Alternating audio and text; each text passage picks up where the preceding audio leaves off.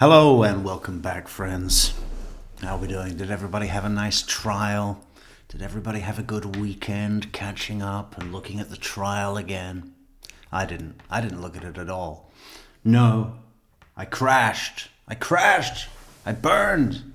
I spent 2 days eating Burger King in bed like some pathetic piece of shit, crying into my own cheeseburger.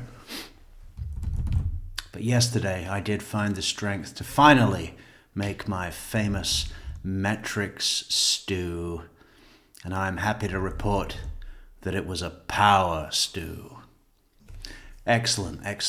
Well, we're back and we're going to be covering bits and pieces. I was thinking about what to look at. I was thinking about, should we break that down? And then I thought, just put Wendi on. Just fucking put Wendi on. I don't even remember what happened. I remember virtually nothing about it. The whole thing's a blur. All I remember is the verdict. Stupid. No.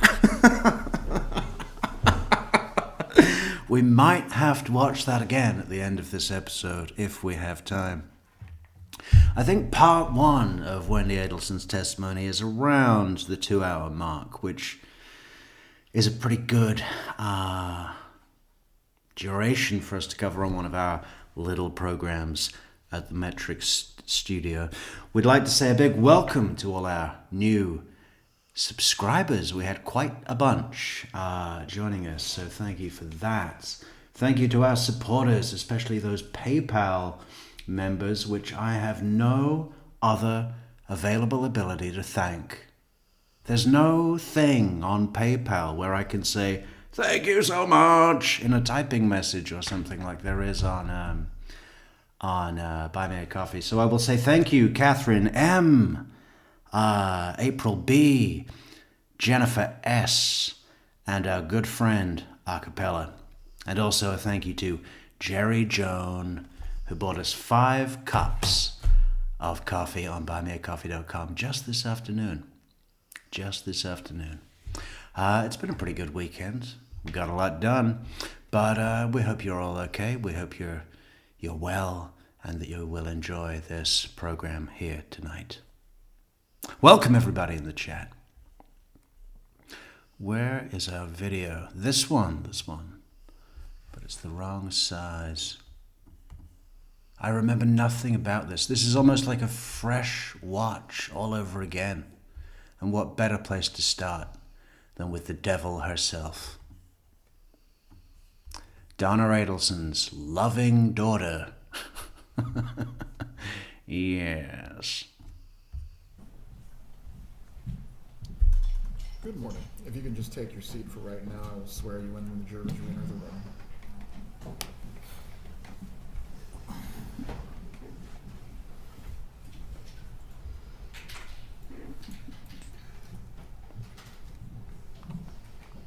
Look at that beaming mother. It's not even in focus at the moment, but we can already feel the glow. Is it a glow of joy, of hope, desperation? Time will tell.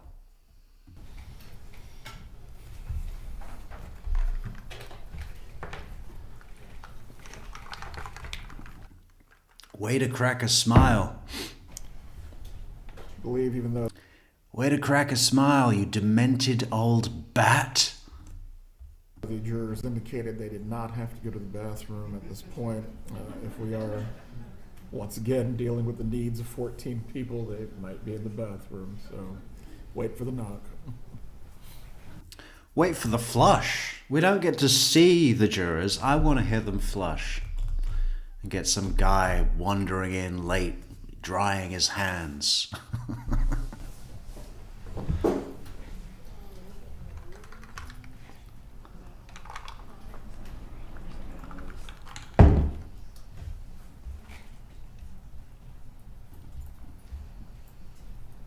G5.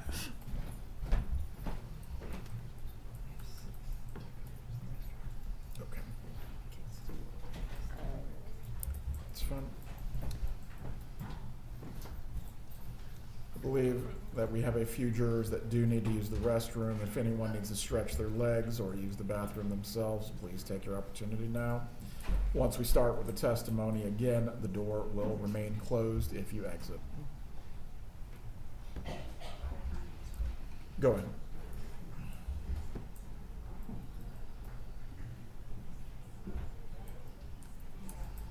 Oh, before you leave the room, Ms. Fulford, once again, Mrs. Adelson, I'm going to reiterate the instruction that I gave to you last Friday concerning any reactions that you may have to either the testimony or the evidence in the case. I understand this may be a distressing thing for your child to be offering testimony in your trial. However, you are to control your expressions and your emotions. Do you understand those? Everyone can take their break. If you need Just put a bag on her head. to step down until it's time to testify, you may do so as well.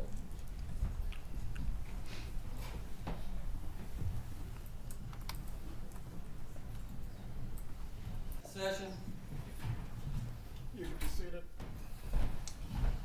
Are they good? Yep, we're gonna.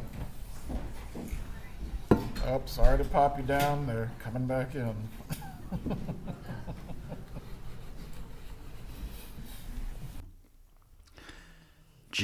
JI5 says, how does Wendi never ever shed a tear discussing these things? It's odd. And in and of itself. Well, she's a psycho. She feels nothing. This is nothing. This is nothing at all.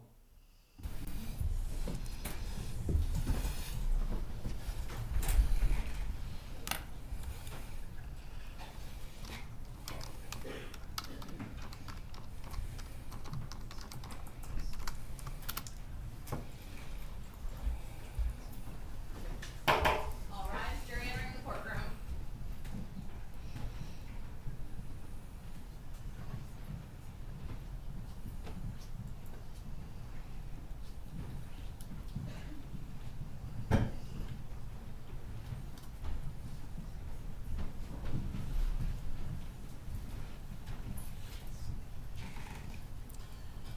You can be seated. Please raise your right hand to be sworn. Do you swear or affirm the testimony you will give today in this trial will be the truth? You may be seated. Please adjust. Did you see the headphones fly off Donna's head? Can I go back with this button? No. Okay, don't worry about it. So you can be clearly heard. Ms. Kappelman, you may examine. Please state your name and spell your name. Wendi Adelson, Wendiadelson. Ms. Adelson, where are you from? I'm from Coral Springs, Florida. And you live in another state now currently, right? I do, yes ma'am. All right. How are you employed? I'm an immigration attorney How long have you been an attorney? since 2006. Hey, if the audio needs, if the audio for this video that we're watching needs turning up or down, let me know. And you're here pursuant to a state subpoena, is that correct? Yes, And that subpoena confers a type of immunity on you. Do you understand that? I do. Okay. Which means that nothing you say here in court pursuant to that subpoena can be used against you at a later time. Do you understand that? I do. Okay, but it doesn't necessarily mean you could never be prosecuted. It just means that what you say in court could not be used in any future prosecution. Do you understand that? Yes. All right. I want to ask you about your ex-husband, Daniel Markel. Is that a fair and accurate photo of Mr. Markel? Yes. When did you meet him? We met originally online. It must have been the fall of my first year of law school, so 2003. Okay, and when did you marry Mr. Markel? We married in February of 2006. Were you living in Tallahassee at some point as a married couple? Yes. When did you move to Tallahassee? We moved to Tallahassee Hey, bro, my I'm final gonna year fucking of law fuck school, up whoever the so fuck that is would have fucking with me. been in Boom! Thank you so much, Amy, for getting us started on those coffees. People can support the channel if they want to. Link in the description, buymeacoffee.com/True Crime Metrics. The summer of 2005, and we were here from 2005 till 2006. We spent a year at the University of Miami from 2006 to 2007, and then came back to Tallahassee from 2007 until 2014. All right, and during the time that you were living here in Tallahassee, did you live over on Trescott Drive? For some of the time that we lived here, yes. And when your first child was born, were you residing at the Trescott Drive residence at that point? Yes. Okay. I think I have a photo of that here. Is that the Trescott Drive residence? Yes.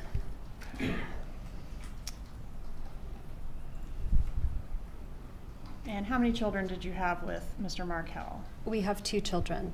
What were their ages at the time of their father's death? It was 10 days before my older son's 5th birthday, so he was 4 turning 5, and our younger son was 3.5. The boys are 14 months apart. And Remember all the way through this, guys, that we have identified the chief tactic of Wendi throughout this process for the last 11 years, but particularly with her defense team coaching. Prior to this trial, prior to the other trials, the line is, the best way to protect myself is to not protect them. There's not one single iota of anything in this testimony, as far as I recall. In fact, I know that for sure because I already knew that. That Wendi offers anything to defend her mother or to suggest that it wouldn't be possible for her to be guilty of these charges, does not give a fuck. did there come a time when you and Mr. Markel separated? Yes. When was the separation? It was in the fall of 2012. Whose decision was it to separate? It was mine. How did your ex take that news? Well, we talked about it many times before it actually happened, but when the separation became official, he was very... Did the Japanese tell the Americans about Pearl Harbor before that happened? I mean, he called it Pearl Harbor. I think the primary comparison that he was drawing was the extreme surprise attack, right? Sad. And even though there were problems and issues and discussions, it was a surprise to him when it actually happened, right? It was. Okay. And was part of the reason for the separation your differing views on how to raise the kids pursuant to the Jewish faith? I'd say it was a very small part, but it was a part. Did you consider your ex to be a religious zealot? No, I didn't think he was a religious zealot, but I did think he was using religion as a way of controlling me. Okay. Did you think he was more devout in his faith than you were? I don't know that, I feel like devoutness has to do with maybe a relationship with God, and I don't know that his was more strong than mine, but he was more observant of kosher rules than I was. Okay, and can you explain for the jury what those imply for those of us Sure. that don't know? So keeping kosher has to do with separating milk from meat, something like you can't eat a cheeseburger. And it has to do with the ritual way that animals are killed. So certain meats would be considered kosher or non-kosher. And then things like shellfish are not allowed, or pork would not be allowed. And so his beliefs changed over time. We used to have bacon, and then bacon became a no later on. All right, and that was...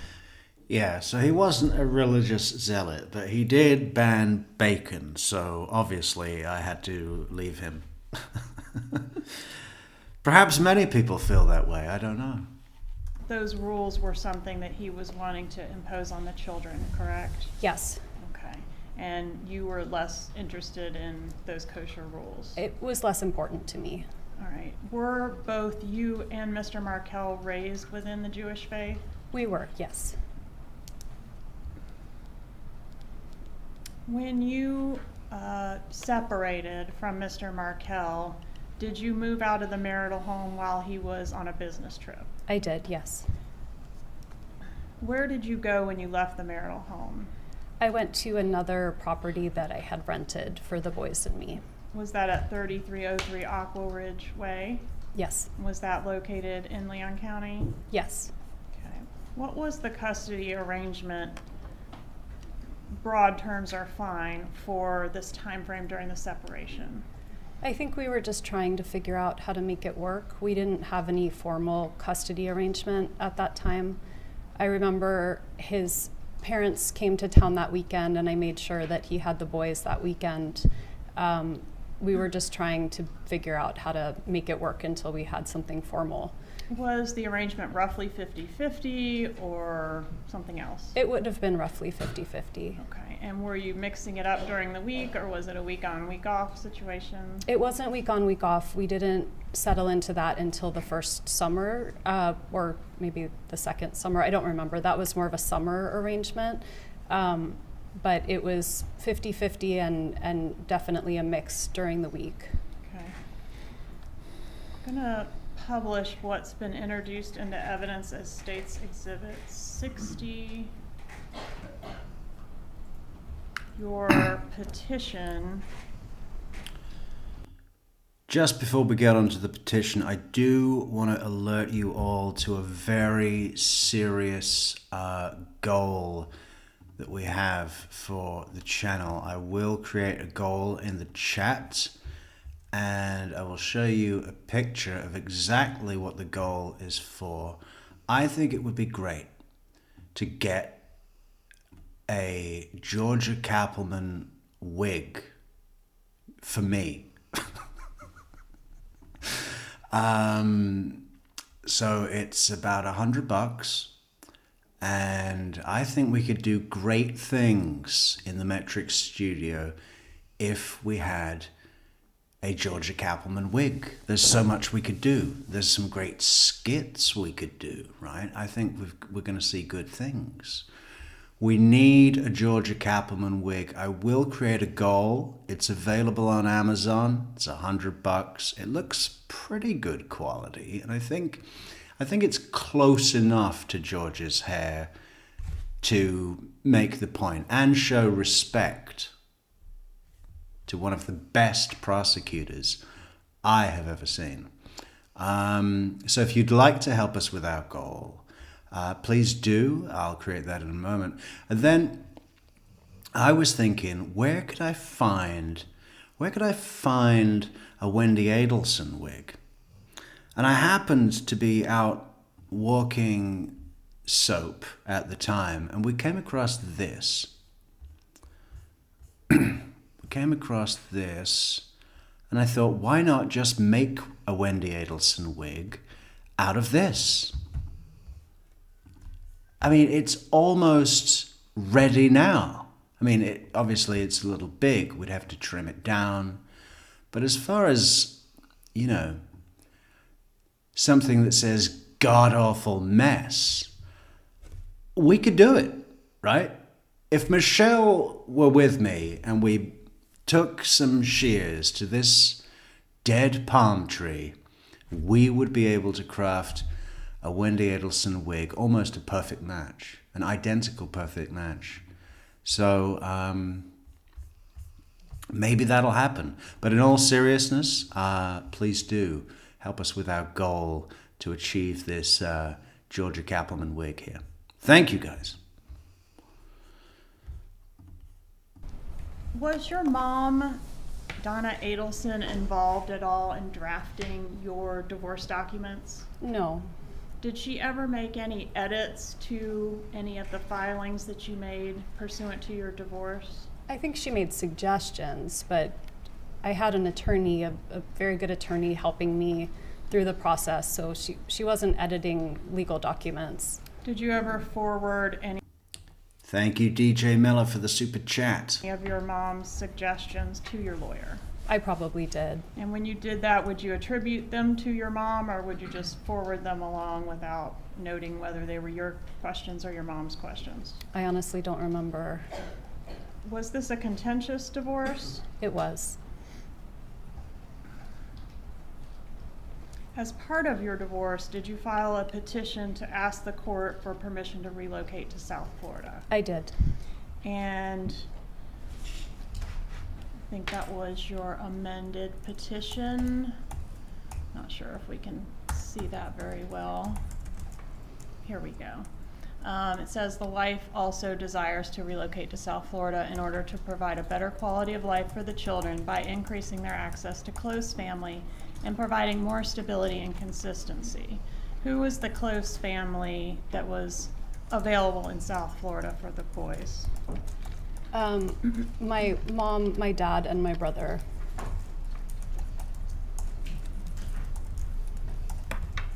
Why did you want to move to South Florida? I had very unstable employment in Tallahassee. I had a wonderful job, but it was on grant money, so year to year I never knew if I would still have my job. I had a job offer that was very good in South Florida, and the assumption was that Danny was always going to be at a different school, a better school. He used to joke that he would take one bar exam for every 2 bar exams that I had to take while we moved around the country. And so it seemed like a way of having stability while he was climbing up the law professor ladder to be ultimately at Harvard or Yale. And was relocation important to you? It was, in terms of having a safe and stable place for my kids.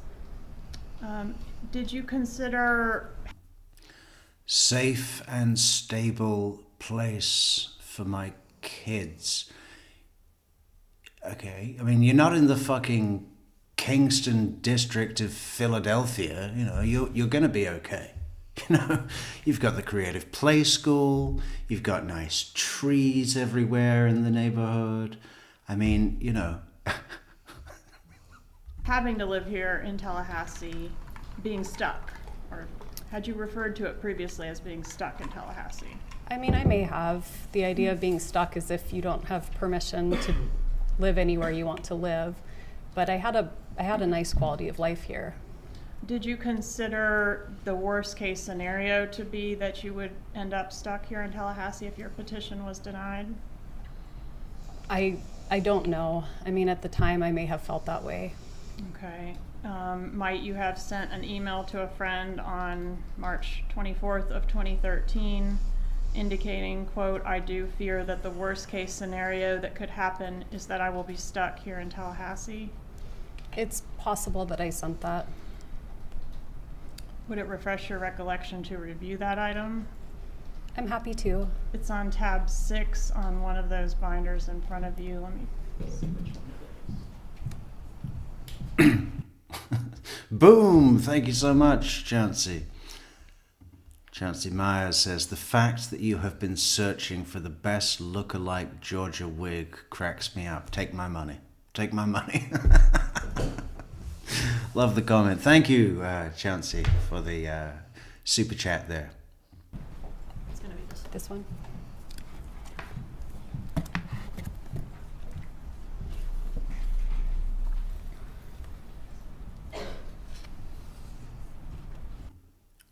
What are you going to do with the wig? I just think we could do some really cool, short skits. I mean, I've got no problem. As soon as we get this webcam, which will most likely be soon, I've got no problem having the Georgia Cappleman wig on all the time. I might even wear it out, in the streets. But where am I going to get some clothes? No, that might be a bit too far. I'll wear my clothes, but with the Georgia hair.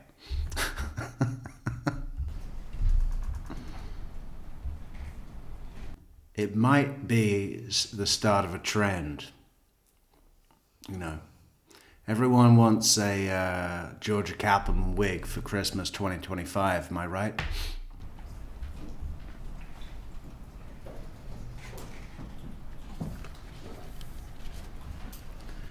His head is starting to look like a scrotum. Just, you know, oh. Talking about Harvey, obviously. I see it's highlighted, so yes. Okay, and did you also email a friend around the same time frame regarding life in Tallahassee couldn't compare to the life that you would be able to enjoy in South Florida with your brother Charlie and his boat and pool and hot tub and things like that? Boat and pool and hot tub. Yeah, why don't we get down to the fucking truth, Wendy? I wanted a place for my children to be, what was it? Safe and secure. Something like that. You know, everybody knows the truth. You are entitled. You felt that you deserved to live in a place where everybody's rich, or a lot of people are rich, full of exclusive 5-star activities and things to do, right? A place with a skyline. Ain't no skyline in Tallahassee. Not much. That's the truth. I mean, you know, just... And the fact that you weren't able to made you feel trapped. And, you know, nothing more to say about it, really. I mean, it's quite simple. It's certainly possible. All right, that's on tab 7. Please refresh your recollection.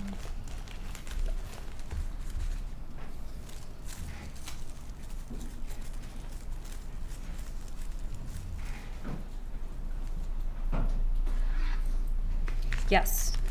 And in fact, didn't you use the word stuck in your actual motion for relocation?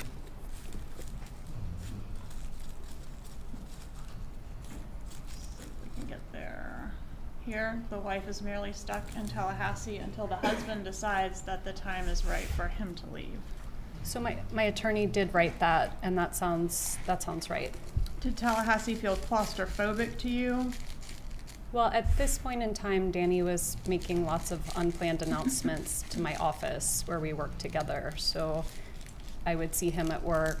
I never knew when he was showing up. So I'm sure, you know, this is 12 years ago that's how I felt at that time. Okay, but outside of the context of your relationship with Dan Markel, did you ever express that just the smallness and slowness of Tallahassee made you feel claustrophobic? I don't remember saying that. Please refer to tab 8 to refresh your recollection. Your Honor, if I may at this time, the state tell us you're just saying the tab numbers, we're not the documents you're referring to. Yes, We I binder can. is up on the witness stand. Ms. Kappelman as the defense have a copy of the same binder. No, Your Honor. I'll show them the tab. Please do.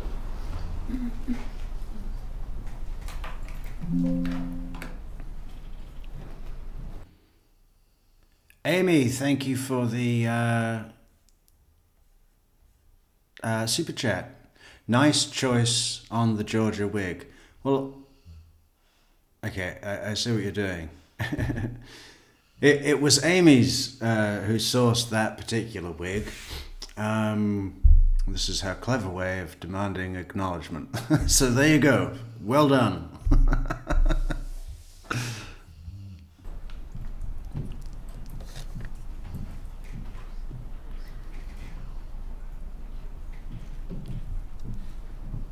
That's a dense one. Were you able to find it? I did. I found it's part of a sentence. Can I read the whole sentence? Sure. Tallahassee feels claustrophobic at times, given its smallness and slowness, and the fact that my friends cycle through here with transient regularity. So yes, at that moment,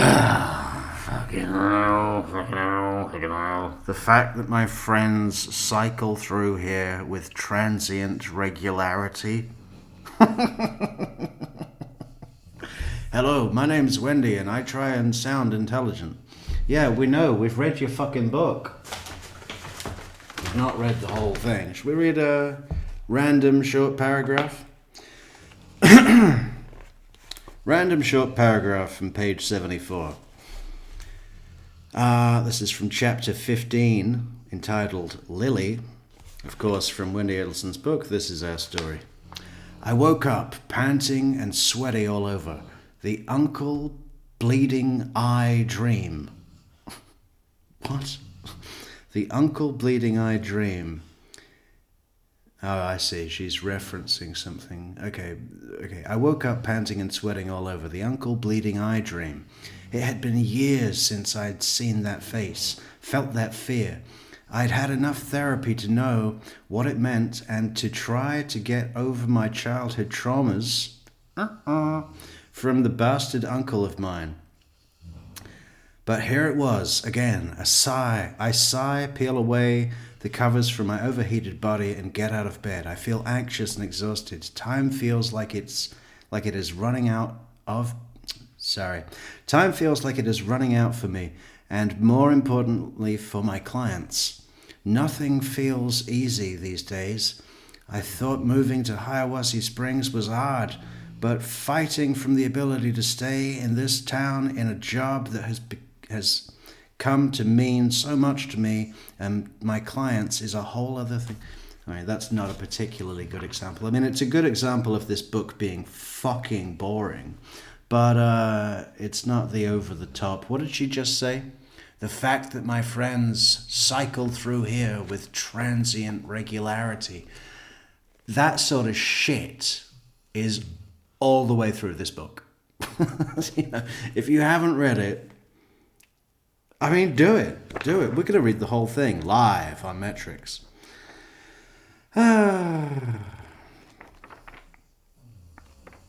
Yeah, but not today. in time, that's how I was feeling in 2013. And relocation was pending at the time that you were feeling that way in that moment, right? Yes, ma'am. Okay, and relocation was also very important to your mother, wasn't it? Yes, All right, and did you have some discussions with your mother about relocation? I did. And was that during that time frame when it was pending? Yes, Okay, and do you see your mother in the courtroom here today? yes. Could you please point her out and describe what she's wearing? My mom is on right. I can't see her clothes from here, but she's directly across from me. All right, is she wearing a headset on her head? Yes, ma'am. All right, let the record reflect the witness has identified the defendant. The record will reflect. Your mom didn't want you.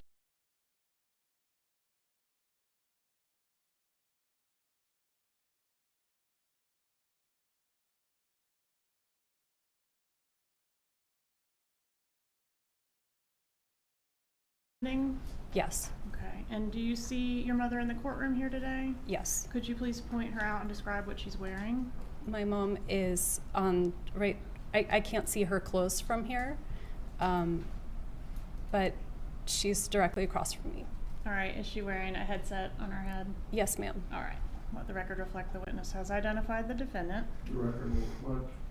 Your mom didn't want you to be stuck in Tallahassee.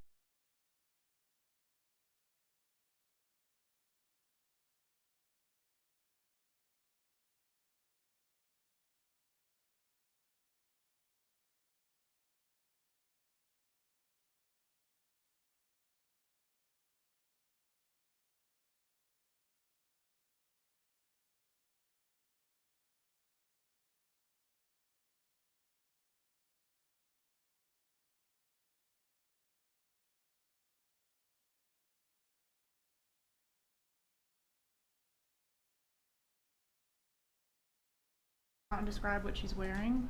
My mom is on right. I can't see her clothes from here, but she's directly across from me. All right, is she wearing a headset on her head? Yes, ma'am. All right, let the record reflect the witness has identified the defendant. The record will reflect. Your mom didn't want you to be stuck in Tallahassee either, did she? She did not. She wanted the best for you, right? She saw the best for me as not being in Tallahassee, yes. That's right. She referred to being... I was on mute. Okay.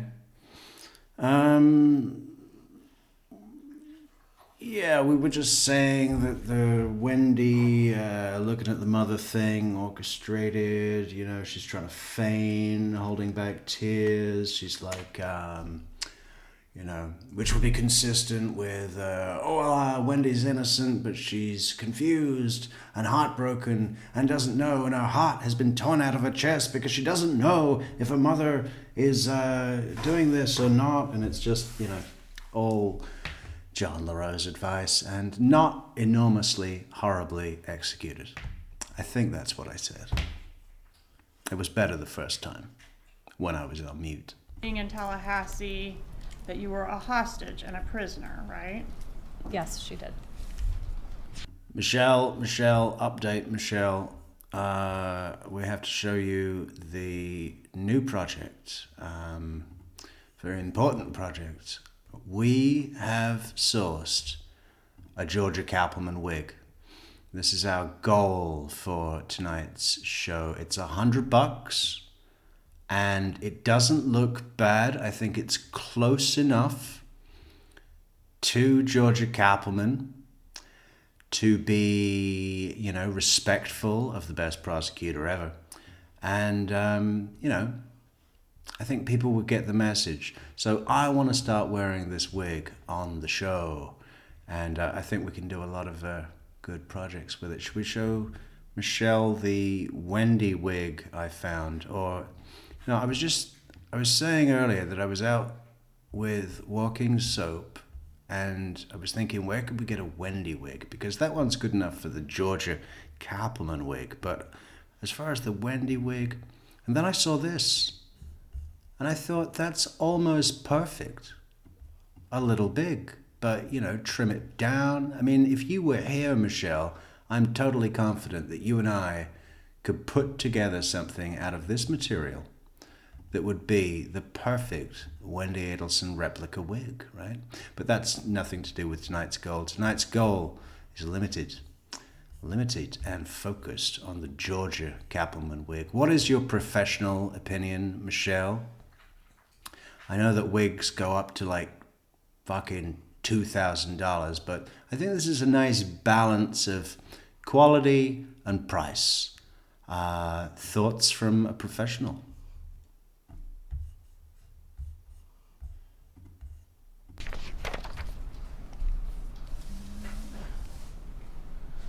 Oh no. Clickergate continues. Clickergate.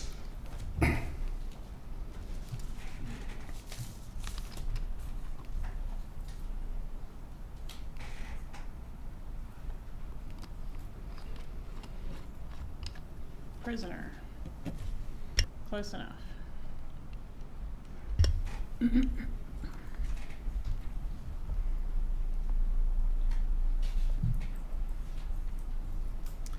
Did your mom express concerns? Hang on. Negotiate. Let him know that you want him to see his children. How can we accomplish this? Give up some of your alimony and or pay all or part of his flights to visit the kids. How can we accomplish this? Compensate him in some way. Explain to him that you want the boys and him to have a relationship. You do not have to be a prisoner in Tallahassee to accomplish this. This trial should have been one slide. No witnesses. Put that up and the jury has everything they need, right? Look at it. Look at this obsession, this ruthlessness. I mean, it's you know, this employing of tactics. It's just atrocious. That as a Tallahassee native, the judge presiding over your relocation motion would underestimate how much better it would be for you to live in South Florida. She did. All right, let me ask you a few questions about your parents. Your mom is Donna Adelson. Who's your dad? My dad is Harvey Adelson. And where did your parents, I think you said they were in Coral Springs back in 2012? Yes, Is that ma'am. right? Okay. How long had they lived in the Coral Springs area? I was born there, so from I think they started living there when my oldest brother was born. So since the early 70s. So fair to say they had deep roots there in that area. Yes. Can you describe the relationship that your mom had with your kids during the time frame we're talking about? So, Wendi just said, since my older brother was born, which is funny because she always, whenever she's asked, is Charlie Adelson your older brother? She goes, well, I have 2 older brothers. She always, It would have been more appropriate, Wendi, if you're that much of a stickler, to say when my eldest brother was born. separation to murder time frame? It was very close. My mom taught my boys how to read. She taught them how to play chess. It was very close. Yeah. I mean, I had a similar experience. I'm sure every fucking child does. Yeah, they taught me to read and talk, and they fed me occasionally, and they let me sleep in their house. We were very close. Were your parents employed during that time frame? Yes. What kind of work did they do? My dad was a dentist, and my mom was the office manager for the dental practice. All right, and what about your brother, Charlie? Did he have a role there as well?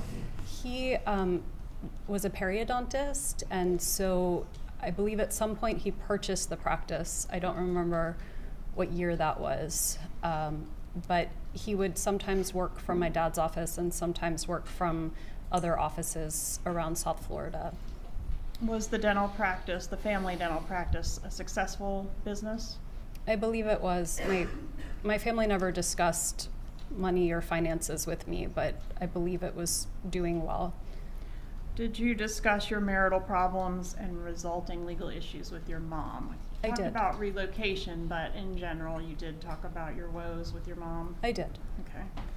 And I think you said you did send many of your divorce pleadings to her, is that right? I did. What about your dad? What was his role in reference to your divorce pleadings?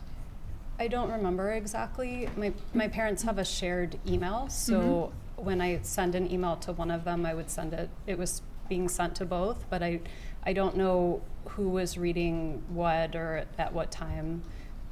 Is it fair to say they were both welcome to read whatever you sent to that email address? Yes. And both welcome to reply? How confusing would that be? I mean, just think about that logistically. I mean, it's obvious that there's one email address and, Donna runs it. It's like obvious. That's all it is. It's not like they log in and read it and then destroy the other person's notifications so they don't know what's going on. That would be a nightmare. Well, I did send it to donnaharvey@gmail.com, but I don't know who picked it up or who replied. As well. Yes. Who would reply more frequently, your mom or your dad, to those My mom types? would reply more frequently. Okay. Who took more of an interest in the day-to-day ins and outs of your litigation? Probably my mom. Okay. Is your mom overprotective of you? Yes. Is your mom an emotional person? Yes. What about your dad? Is he emotional as well? I think so. Okay, did you previously say he was more of a straight shooter and mom was more emotional? I think so, but I think women tend to be more emotional and men tend to be less emotional. Okay. Before you continue, Ms. Kaplan, I am going to admit State 60JJ at this time. Is there any objection the defense wishes to raise? Yes, Your Honor. Same objection. The court admits it over objection. For the record, you may continue.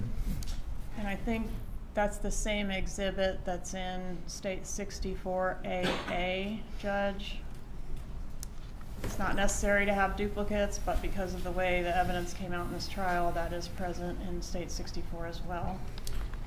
States 64AA is admitted as far as the final record. If you wish to remove one, you may, but both are admitted for the record. Thank you, Judge. All right, is it fair to say that your mom, the defendant, is a controlling person? I don't think my mom is a controlling person.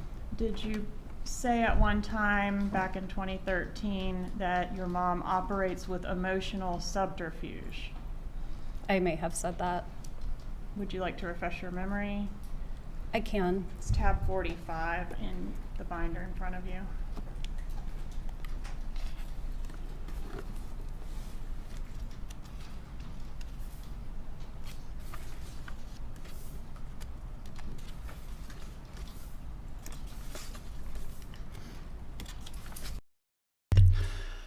My mom operates with emotional subterfuge. Wow, what a thing to say. I mean, what is subterfuge? It's like lying, basically. So, like lying to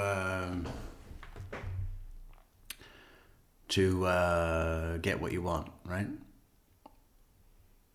Scheming. I'm not seeing it. Is it highlighted or is it just in the, it's a long, oh, no. Copyright. It's in the first paragraph on page 3.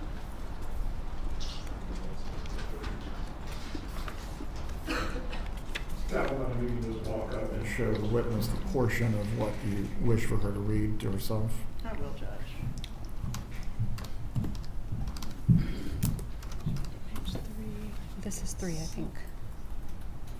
Yeah, somewhere in there.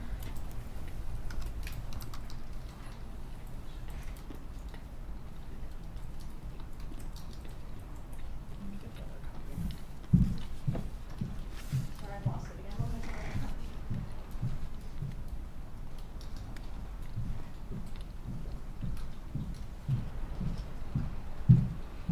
I'm sorry. Right in this copy. Okay.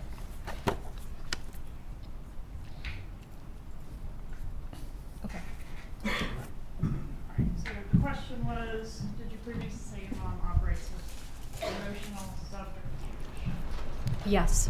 What is meant by that? I honestly don't know what I meant at the time. But not that she's controlling.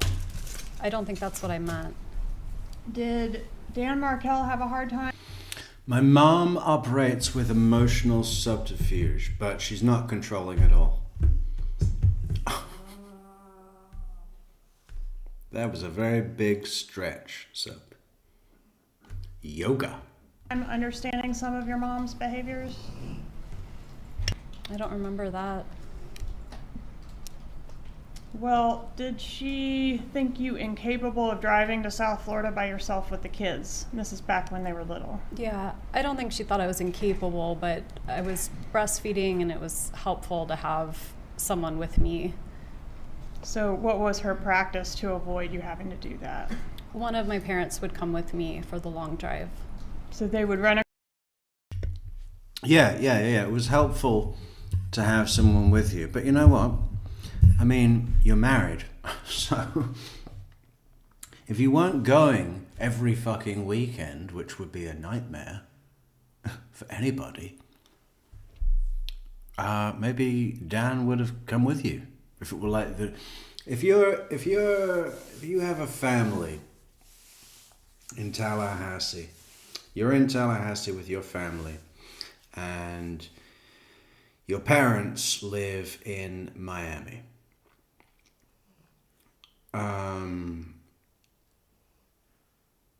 I don't know what would be normal, visits for other people. If it were me, there wouldn't be many.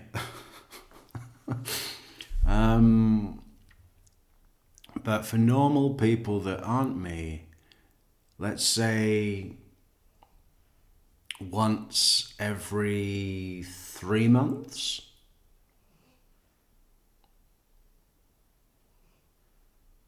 And then maybe the grandparents also come up to visit every, I don't know, let's say total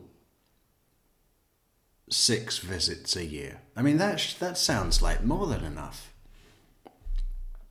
Dan would have probably been on board with that. Car come up here, ride back with you, and then follow the same procedure to get you home. They would drive with me if I was down there, back up, and then rent a car to come home. And did that procedure occur the week before the murder? There was a visit the week before the murder, correct? I think it was 2 weeks before. Okay. And on that trip, is that how it was handled, where they rented a car and came up to get you? Yes. Okay. Did your dad think that was necessary, or was that a mom thing? No, my dad probably thought it was more necessary. Okay. And did your dad make a practice of supporting whatever your mom wanted? Is that kind of the general rule? Yeah. Was she the dominant force in the household? I mean, I think my dad had more of a quiet strength, so it's hard to say who was a dominant force. I think they were both equally strong in their parenting. Okay, did you previously describe this back in 2013 that your mom was the dominant force in the household? If you need to refresh, it's tab 97. Okay.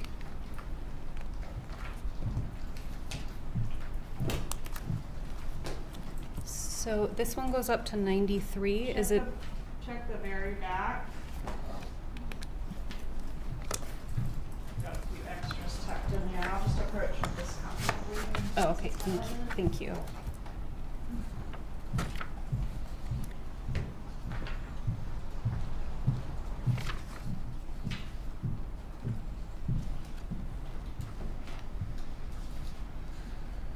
Yes. You did say mom was the dominant force in the household. Yes. Did your mom ever try to micromanage your life, Yes. your career? I don't know about my career. I chose to be a lawyer. It wasn't a very popular choice in my household. Yes, and there were different types of areas of law that she would have preferred you practice. Do you agree with that? I actually think they were really proud of what I was doing. Not to suggest she wasn't proud of you, but she was encouraging you to pursue a different type of law that would be more lucrative. Do you remember that? I do, yeah. And what about your dating life? Did she meddle there? Yes. Did she create a White collar law. dating profile for you on Match.com I don't know if it was Match.com, but I do remember a dating profile at some point. that she created for you? I didn't use it, but yes. And conducted searches for men in the Miami area and sent them to you. I think Remember this that? was when I was living in DC, maybe. Okay, let's go forward a little bit here.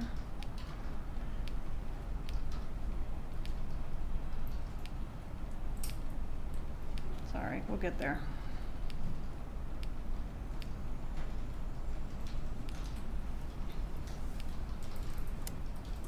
Okay, so here we have an email dated January 17th, 2013. For the record, this is 64I. And it reads, so honey, so you think I'm nuts, but when you get a moment, check out some of these whom I've pre-screened for you. And these are guys in Miami, right? After all, you're gonna be in Miami here and there. Why not see who's out there, right? Yes. Okay. And here's some options that she sent you. Here's an interesting guy, etc. Okay.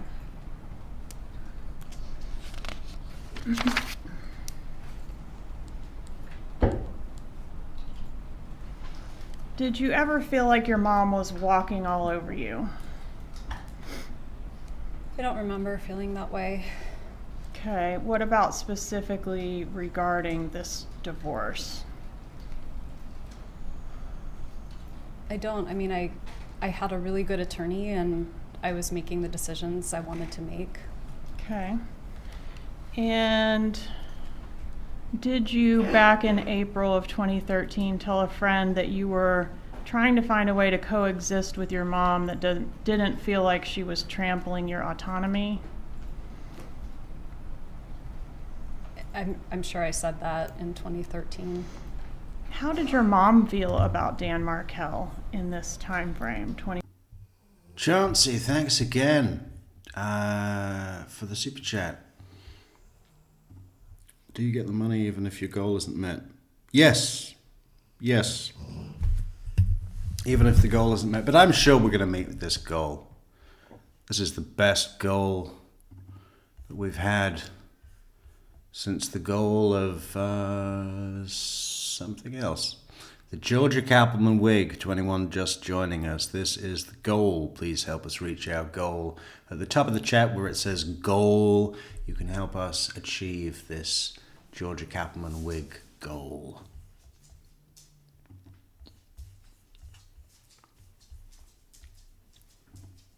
To 2016. And I think I think a lot changed between 2012 and 2016. So I think her feelings about him changed over time. Okay, and what about in 2016? Did she hate Dan Markel? No, not in 2016. What about 2014? Did she hate him then? No. Did you say do you remember giving a law enforcement interview in reference to this case? Yes, I remember. That was the same day that Mr. Markel was shot, correct? Yes. Okay, and did you say in that interview, for court and counsel, I'm referring to page 288, lines 24 through 289, line 1, quote, "My parents have more reason to dislike Danny than almost anyone else"? At that point, I was sitting with law enforcement for 6 hours and had just been told that Danny had been shot. So I was in shock, and I was trying to help the police think of anything I could possibly think of that would be helpful. And are you suggesting that after 6 hours you became fatigued to the point that you started saying things that weren't true? No, I didn't say anything that wasn't true. I just was in shock. I just kept talking and talking and talking. When your mom is really upset about something, does she talk about it a lot? Yes. And when she talks about it a lot, and I'm referring you back to this time frame, does she talk to your brother Charlie specifically a lot? My mom and Charlie have always talked a lot. Okay. And was Charlie kind of like your mom's problem solver? I don't know about that. I kind of feel like it was where she would help him more throughout childhood and adulthood. She would help him solve problems, not really. She definitely did a lot for him, didn't she? She did. She helped him with his business. She helped him with his personal life, his finances, his bills, remember to pay the whatever. She was like still mothering him into adulthood, right? Yes. Okay. But as far as meddling in your life, did your mom feel that Charlie could make more progress with you than she could on items like who you were going to date? I would just be guessing about that. Okay. At the time of Dan Markel's murder, was the defendant, your mother, very angry at Dan Markel? Before he died? Yes, ma'am. Yes. And you hated him too, right? At certain points, I was very frustrated with him. Did you refer to him as an STD? I don't remember saying that. Dan Markel is a sexually transmitted disease.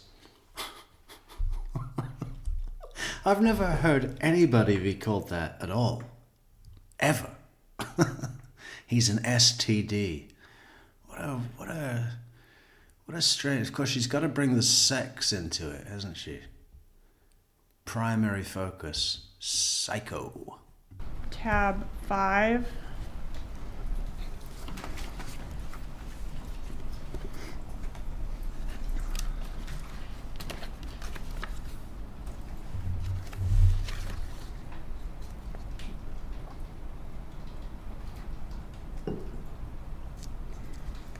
It looks like I made that analogy. Danny is an STD. One wrong mistake, marrying him, and this will never go away. Is that what you said? I did. And did you share that kind of sentiment with your mother? I don't remember ever saying that, so I don't think it's something I said very often. And this was said in an email on February 26th of 2013, correct? It was. Approximately 17 months before the murder? Yes, I don't think it was an email though. It looks like it was sort of an iMessage. Okay. Did you ever refer to your ex-husband as the Dark Lord? I don't remember saying that, but I certainly might have. Did you refer to your ex-husband as Gibbers? I did. What is the meaning of Gibbers? Gibbers was just a silly name that a friend helped me come up with to basically make him feel less scary.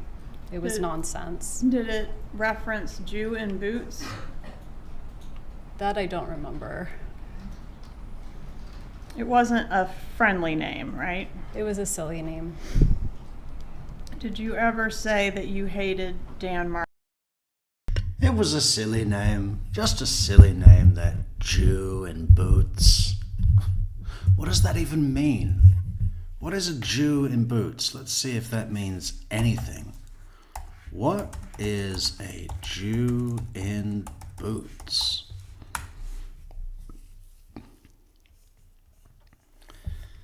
Okay, so there is some kind of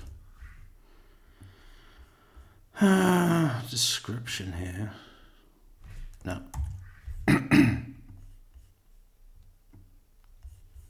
What do we have?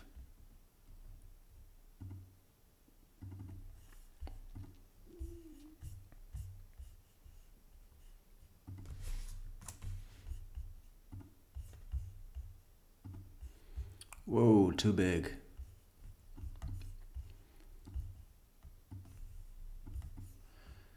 Way too big.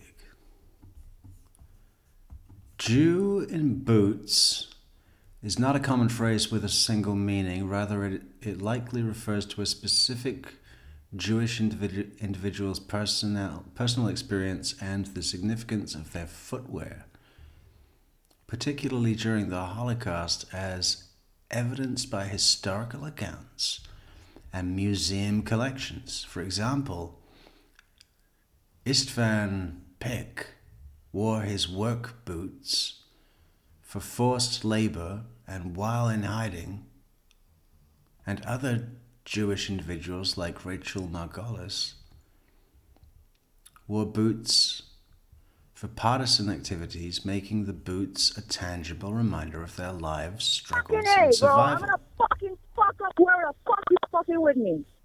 Boom! Thank you so much, Melissa, for the 8 cups on buymeacoffee.com/TrueCrimeMetrix. Melissa says, in memory of Josh Frogman crawling around at George's feet during closing arguments, which is on Metrix's bucket list, absolutely. But I wouldn't be fooling around with wires. I'd be trying to take a picture of her shoes. Oh yeah. And this is for the Georgia Cappleman Wig Fund. Oh, well, thank you so much, Melissa. Yes, people that want to contribute to the Wig Fund can also do so on buymeacoffee.com/TrueCrimeMetrix. Thank you, Melissa. Yeah, so I don't really know how to interpret that. There's an attachment to the shoes. So he was wearing shoes. Was he into shoes or what? Or, you know, did he have really nice shoes? Or like, what is this thing? Is it like a Jew that's trying to pretend not to be a Jew or something? Or a Jew that's refuting the ugly stereotype of that some hold of what it means to be a Jew? Or it's pretty confusing. I'm not sure how to interpret it, but it's an ugly thing to say. Surely, if it's coming from Donna, it's ugly. Markel. I don't remember saying it, but I certainly could have. Tab 31, please, to refresh your memory.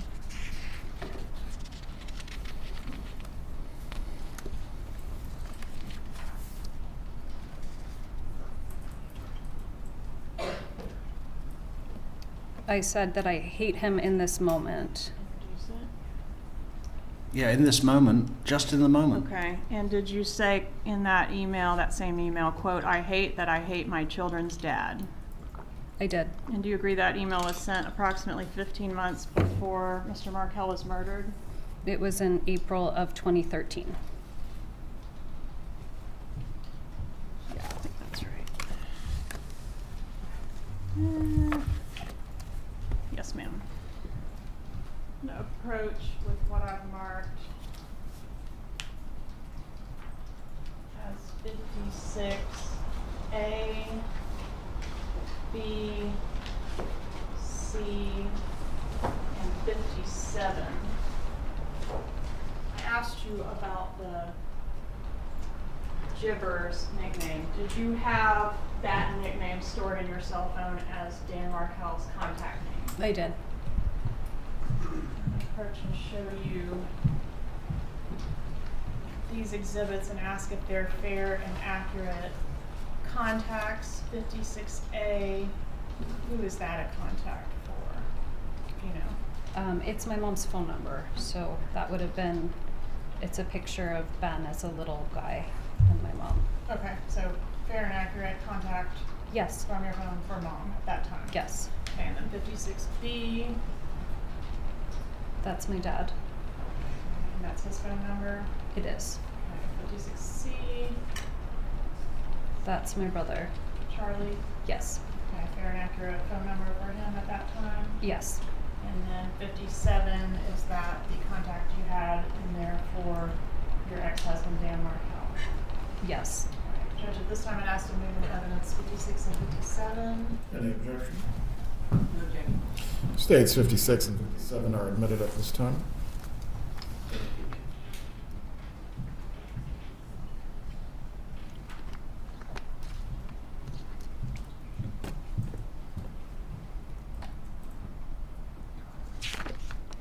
Did you ever refer to your ex-husband, Dan Markel, as an emotional terrorist? I very well could have. I don't remember saying that, but I. That one's on tab 34.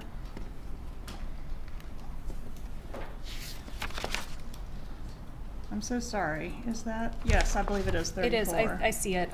I said it in December of 2013. Approximately 7 months before his murder. December to, yes, approximately 7 months. I know, right, Madeline? Madeline says, I hope I don't age as poorly as this woman. She's only 46 here. I can think of 500 women that are 46 years old and are 100 times better looking than Wendi Adelson.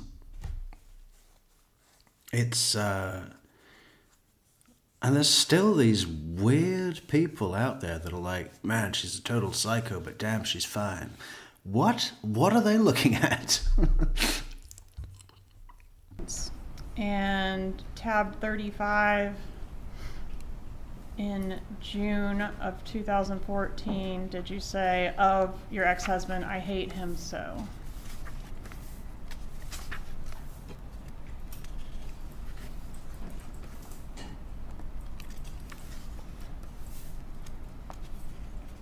I don't see it. Are you on tab 35?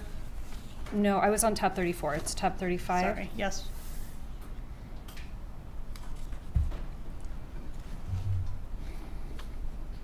I did write that. And that was approximately 3 weeks before Mr. Markel was murdered, correct? Yes. Okay. Lost my clicker.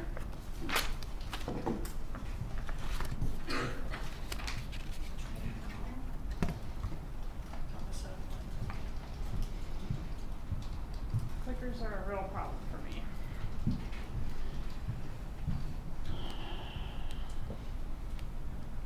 Next, I want to ask you about Mr. Markel's response to your petition to relocate. Is it fair to say he was adamantly opposed to that motion? Yes. All right, and you all fought over things large, of course, but also very small, like in this pleading, a tennis racket is mentioned, right? Yes. And, oh, jumped ahead on us. Okay, let's go back. In Mr. Markel's response, and for court and counsel, this is page 82 of Exhibit 60, he indicates, the husband affirmatively alleges that the wife helped herself to non-marital assets, including money and stocks owned prior to marriage, as well as numerous personal non-marital belongings of the husband, such as luggage, bicycle, tennis racket, and family heirlooms. Did you take those things when you vacated the property? I did remember taking his tennis racket by accident, and I returned that, but otherwise I didn't take his belongings. Did you strategize to leave him in a way that would cause or inflict maximum damage upon him? No. Is that something your mom ever said? I don't To your remember that. knowledge? Did you discuss with your mom how and when you would leave your marriage? I did. Do you recall a November 2nd, 2012 email where Dan Markel was saying to you, let's put all this aside. This is all about the kids. Let's act toward each other in a way that they can be proud of. Did he say that to you? I remember reading an email like that. All right, and we talked about the Aqua Ridge apartment, or I guess it was a home, residence. Is this a fair and accurate photo? I've blurred your kids' faces, but of the living space there? Thank you for doing that. Yes, that's our home. Okay. And did your mom help you secure this place to live? Did she have any involvement in that? She did. Okay, what involvement did she have? She helped me move in. Okay, did she help you locate the place to live? I think at so. all? Okay. Did she come up and look at places with you as well? We did. Okay. Did Dan Markel threaten you in the pleadings with federal kidnapping charges? He did. And that was associated. Hey, Acapella, good to see you again. I don't know if I've seen you to thank you for your PayPal donation, but that's very well received and kindly appreciated, Acapella. Good to see you, man. With the way he claimed that you left the marriage. Yes. Okay. And he says you took the kids and did not tell him where they were for several, I think I've seen days and weeks. Is that true? It's true that he said that. It's not true that that's what happened. What was his position on your motion to relocate? We did talk about it before I filed it, and he was amenable to figuring it out. But once I filed it, he was against it. Okay. Yeah. Did he allege? He was a flip-flop. He pretended to be all sweetness and lights, and then he brought down the hammer.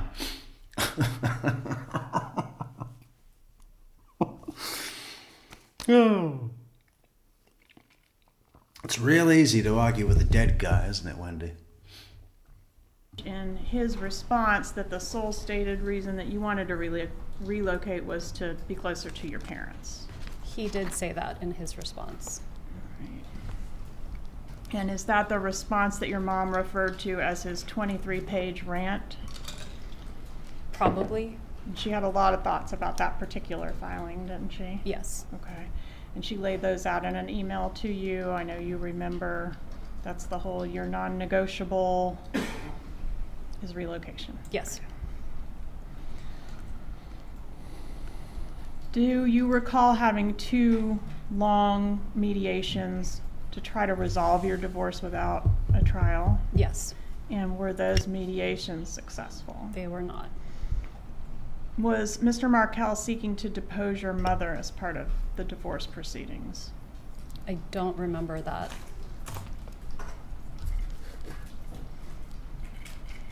about your brother Charlie? Did he care about whether you moved to South Florida or not?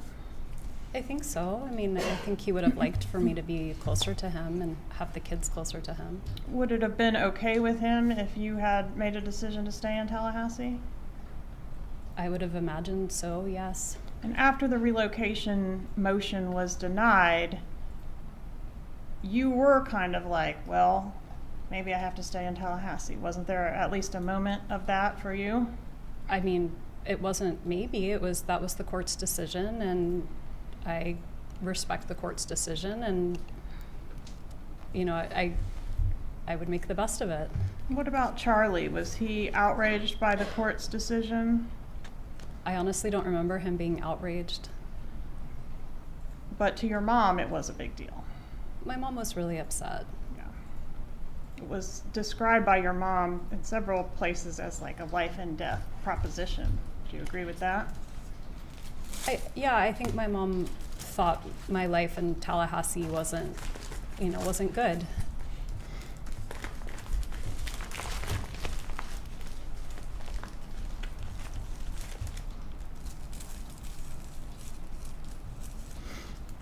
Is it true that you never would have left Dan Markel without your mom's suggestions? Objection leading.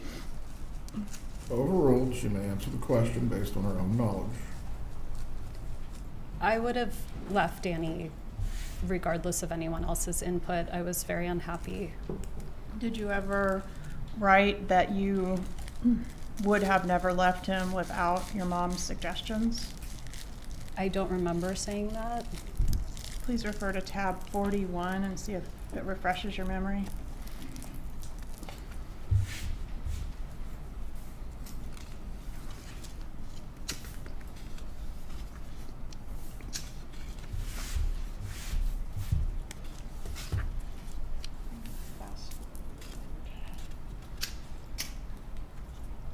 I do say here I wouldn't have done it on my own. Okay. Do you specifically reference your mom? I say my parents Okay. and brother's suggestions and support. Okay.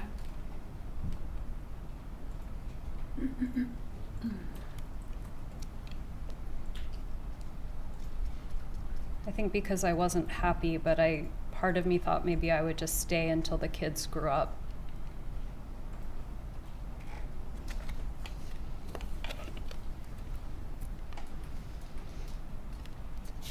Just one moment, I've lost my place a little bit.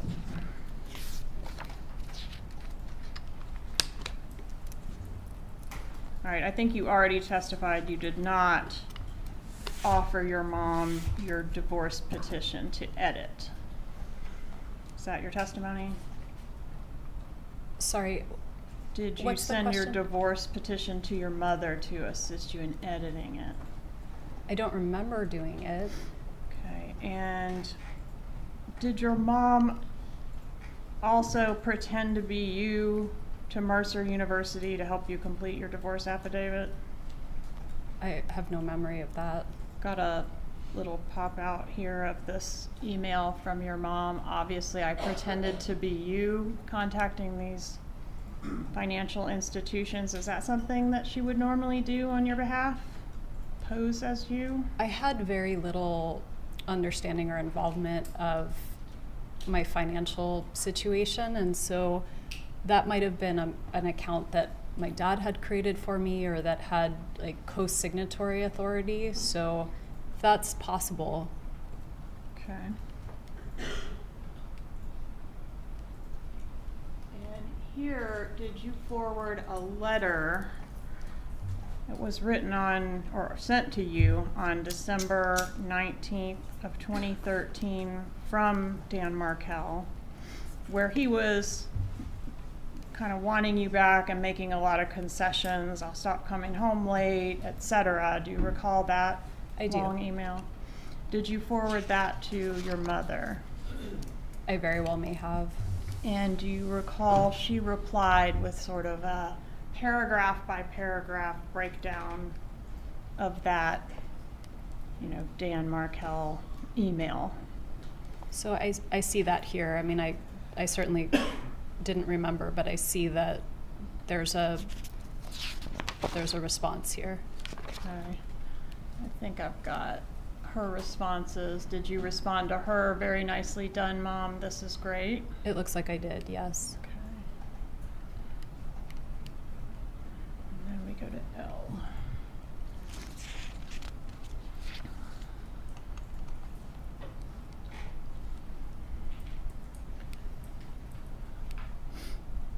In her responses, I guess they've got a joint email, so how do we know it's Mom and not Dad?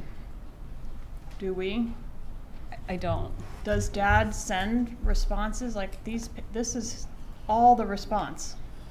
Would Harvey detail like that in a response? No, but it could be that my dad and mom were. The 2 says, I have to say I've reviewed, excuse me, I have to say I've reviewed all the YouTubes. Lives on Donna's verdict, Metrix and Jay's were the best.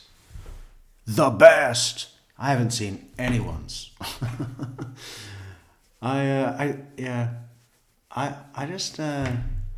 Somebody sent me a link to an STS video today, and I clicked it and turned it off within 4 seconds. By the way, I wanted to address something that came up on Patty's live this evening. I didn't watch. I just caught a couple of minutes of it, but it was and I don't know what was said or what was being discussed or anything. So this is no comment on that. Only on the subject that the thumbnail, the title of the video, which was Wendi Adelson's rented house goes up on the market. And I just know that many people are going to be looking at that and going, oh, she's panicking. She knows she's panicking. She's selling the house or putting it on the market, and so on and so on and so on. And I haven't read anything, I haven't heard anything about that, but I just know the climate of people that follow this case, and I know that's going to be a big thing that everyone gets excited about. And I just want to remind everybody that there is no panic. There is no panic. There is not a panic move for Wendi to get rid of the house because she's... And please don't anyone tell me that she's going to fucking run. She's not going to run. No. But there's certainly not a panic move. If the house is gone on the market, what is much more within her wheelhouse is to do that as a pre-planned, orchestrated move that she could later say in her defense. So why did you put that house on the market? Well, I put that house on the market because following the conviction of my mother, that happened after the conviction of my brother, the public harassment and everybody, coming to the house, and I feared for my children's safety, so we had to relocate and go into hiding. Perfect sympathy play. She could dress that up real nice for a jury, right? That's the kind of thing. And I just don't know what it is with the masses that follow this case, what it is with most of them, that they're not able to think in those terms. They go, oh, panic move, she's scared the police will come and they arrest her. She doesn't do that about anything.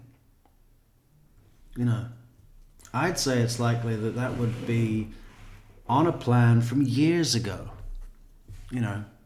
Wendi does things in the big tree diagram, right? If this, then that. If this, then that. Like a family tree. All the permutations, all the options, all the possibilities of what could happen, starting with the murder. If this, then that. you know?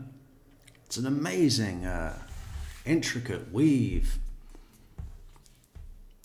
Pre-planned, orchestrated, most likely to garner sympathy as someone who has been harassed due to the actions of her own family that she had no knowledge of or involvement with. That's what I think about Wendy's house. That might well have been discussed on Patty's show, but I didn't have time to watch it, unfortunately.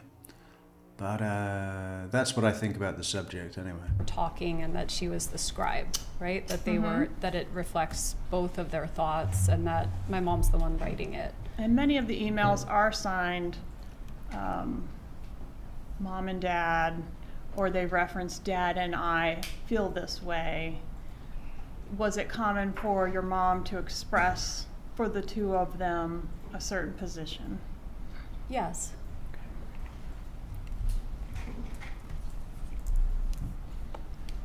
And in this particular email, so this is a little confusing, but she responds paragraph by paragraph, you know, K3, K5, K6, referencing Dan Markel's email to you and refuting each paragraph.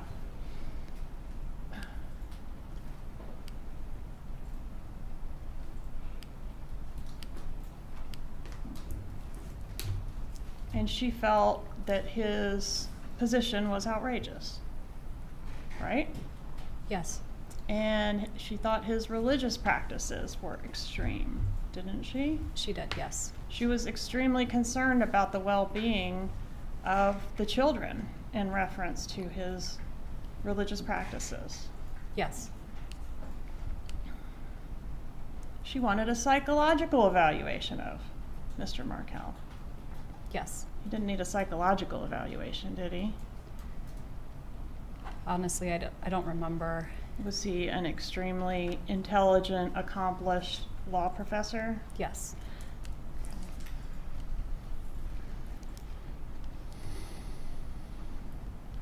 Did your mom ever call Dan Markel any disparaging names around this time frame?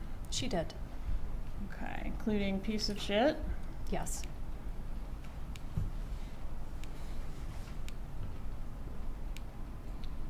Asshole? Yes.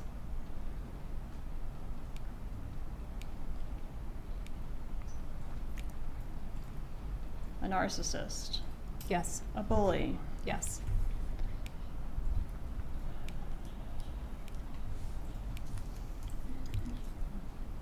A bastard? Yes.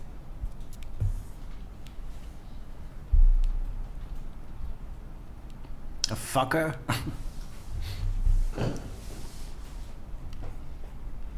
No, I laughed when you said the word fucker in open court. Did your mom help you prepare for your meetings with your divorce lawyer? My mom offered help, but I don't think I needed help preparing for meetings with my divorce lawyer. Who was your divorce lawyer? Kristen Adamson. Oh yeah, she was Your great. mom, in an email dated January 9th, 2013. That's the one who pronounces the word voluminous. Hey, thanks so much, the Trial Channel, for the super chat. Much appreciated. Indicates that she thinks the job opportunities that you had in South Florida was a major bargaining chip in your divorce. Did you agree with that? Did I agree with it at the time? Yes. I don't remember. And she did a lot of work sort of making arguments to that point, didn't she? I believe so. And did you forward your correspondence with your lawyer to your mother? I did. Publishing 64. I'm going to skip to J. Hey, Mona says, the Trial Channel, I love your high quality videos. Well, I gotta check that out. I'm writing it down. The Trial Channel. check it out. I haven't seen it yet. Good. She wanted to be kept informed, right? Yes.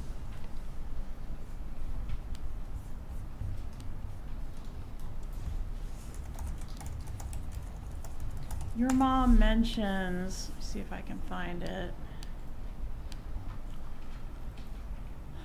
This is 64G, your South Florida legal team. She will try to remember to discuss things with your South Florida legal team. Who was that? I think she was jokingly referring to herself. Oh, she's the South Florida legal team. I don't know who else it would have been. I think that's why there's a smiley face. I think it was a joke. Okay.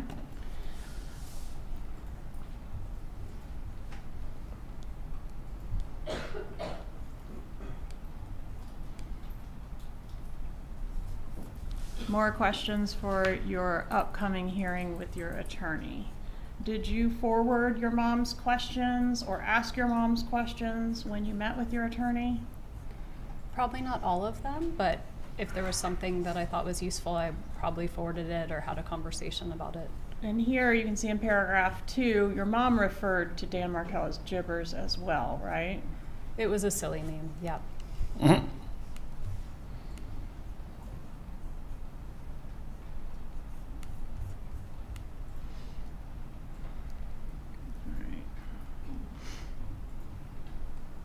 Let's go to the order denying your petition to relocate.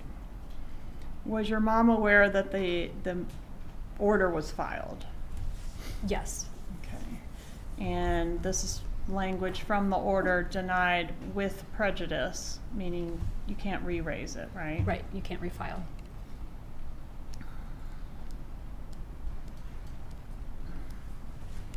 And your mom wanted to fight the decision, didn't she? She did. Did you feel railroaded by her in this email where she's kind of bullying you to keep fighting? Objection, Your Honor, the prosecutor specifying. Please rephrase your question. Did you feel railroaded by your mother? No. Okay, but she wants you to continue to take action. It was denied. I wasn't taking any more action. Not any more legal action. I was not taking any more action of any kind. Didn't your mom have some other ideas for some other actions that could happen? She did. She did want to take it to an appeal. Do you remember that? Actually, I don't remember, but That's on tab 43 of your binder.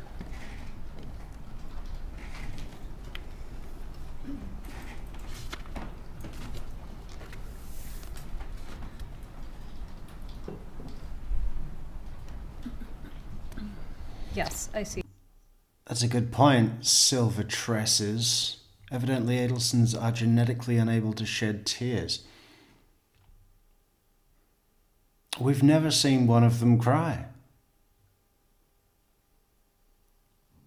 All Wendy's dry tissues in the interview. Donna, laying it out on the verdict. Charlie laying it out on the verdict. None of them cried. With tears. Okay, but she also wanted to develop this plan of action that could be implemented between the time you learned of the relocation denial and your final hearing in court to maybe strong-arm Mr. Markel into agreeing to the relocation. Do you remember that email? Yes.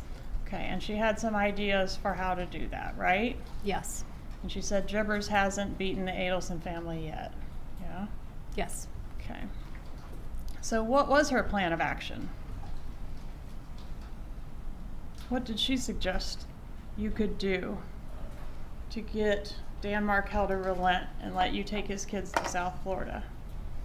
She suggested that I pretend that the boys had become Christian. Is that something you would ever consider doing? No.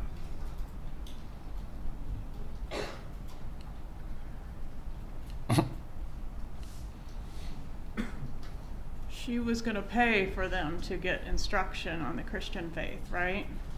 That was what she said. And she said she looked into it and she could get them baptized in a couple weeks. Do you remember that?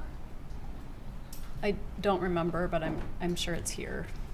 Do you remember her imploring you to put on a good act? I do. Did your mom, I don't know, do you have any acting training? No. Do you know why your mom would Google how to teach an actress emotion? I don't know. How to teach an actress emotion. Wow. Donna Adelson's Googling. I mean, not just in stuff that relates to this, but just in general. Can you imagine? Google must be fucking sick to death of her searches.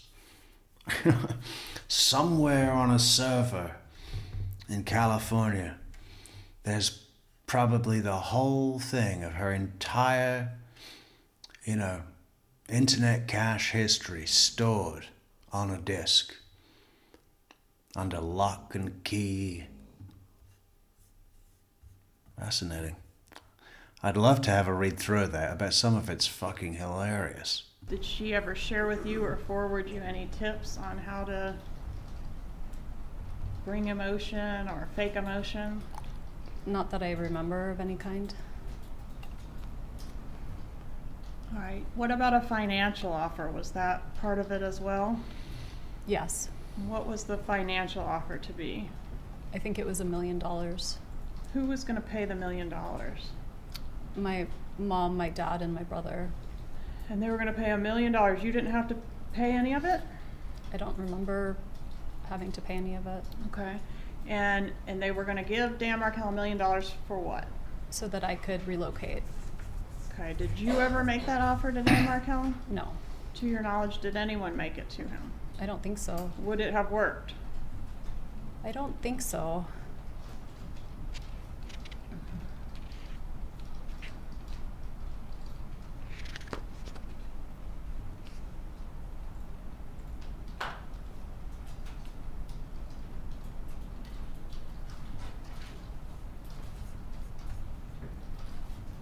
It's all about getting control from Dan Markel, right? Yes. Oh. Just little nudges. She wants her mother to go down. I mean, I don't know how many people have heard me say that 1,000 times and how many people I knew. Wendi hates her mother, hates her brother from the inception of this plan. She knew that them going down would be actually the best thing. It would be better for Wendy's case, her own personal case, for Donna and Charlie to go down for this. That would be better than all of them getting away with it. And if anyone's having trouble, I can help you across the line. But I don't know if I'm preaching to the choir or fresh newbies. And you told her these ideas were crazy, didn't you? I did. I will not be introducing my children to Christianity. I truly believe it will backfire. Again, Your Honor, the prosecutor is testifying and leaving. As the counsel testifying, sustained, please make sure you're asking open-ended questions to the witness. Ms. Kupperman, I'm reading from State's Exhibit 64V, which is in evidence. please proceed. Did you say it would backfire? Yes, those are my words. And what did you mean by backfire? I don't remember, but I can read there below what I was saying. Did it have to do with... Oh, yeah? Because 20 minutes ago you couldn't see your mother on the defense table. Oh, she's very far away. Now she's reading the small print on the slide. This will give him ammunition to pursue things in court. I might have meant that at the time. Did your mom respect your decision not to use her suggestions? I mean, she had to have, right? I'm a grown-up.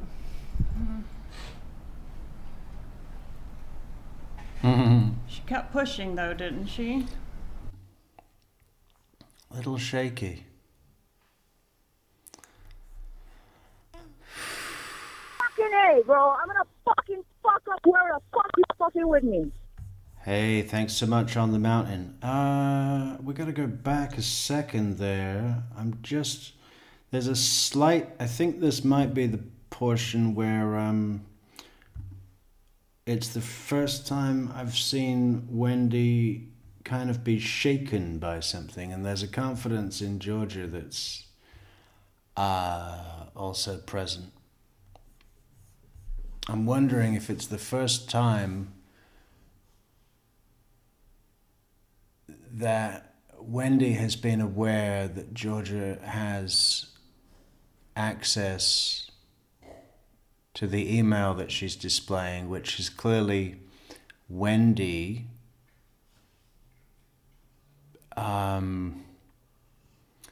discussing the pros and cons of a strategy. It will backfire. We've never seen Wendy's replies to any of Donna's crazy ideas. You know, all the stuff that we've read out about dress the boys up in Nazi uniforms, all of that, you know. So here. Dear Mom and Dad, we can't read that, or is it revealed before?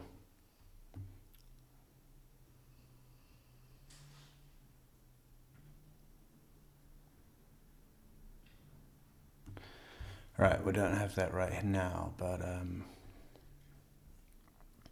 no, it was a huge sacrifice for you both, but I believe that you helped me because you wanted to. I don't think it's fair for you to help us so much and then hold that assistance out as some kind of chit you can call in.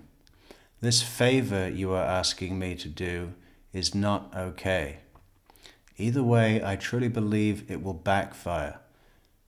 This behavior you are suggesting is crazy and completely out of character for me. Don't you think that Danny will tell the judge about it?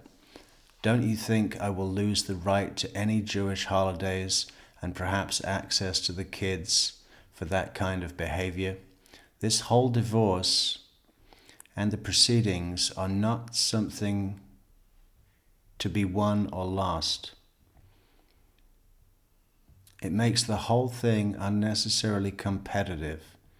What I need now is to move forward with a sense of peace. I hope eventually you will understand. Right, well, we can't see the date on this.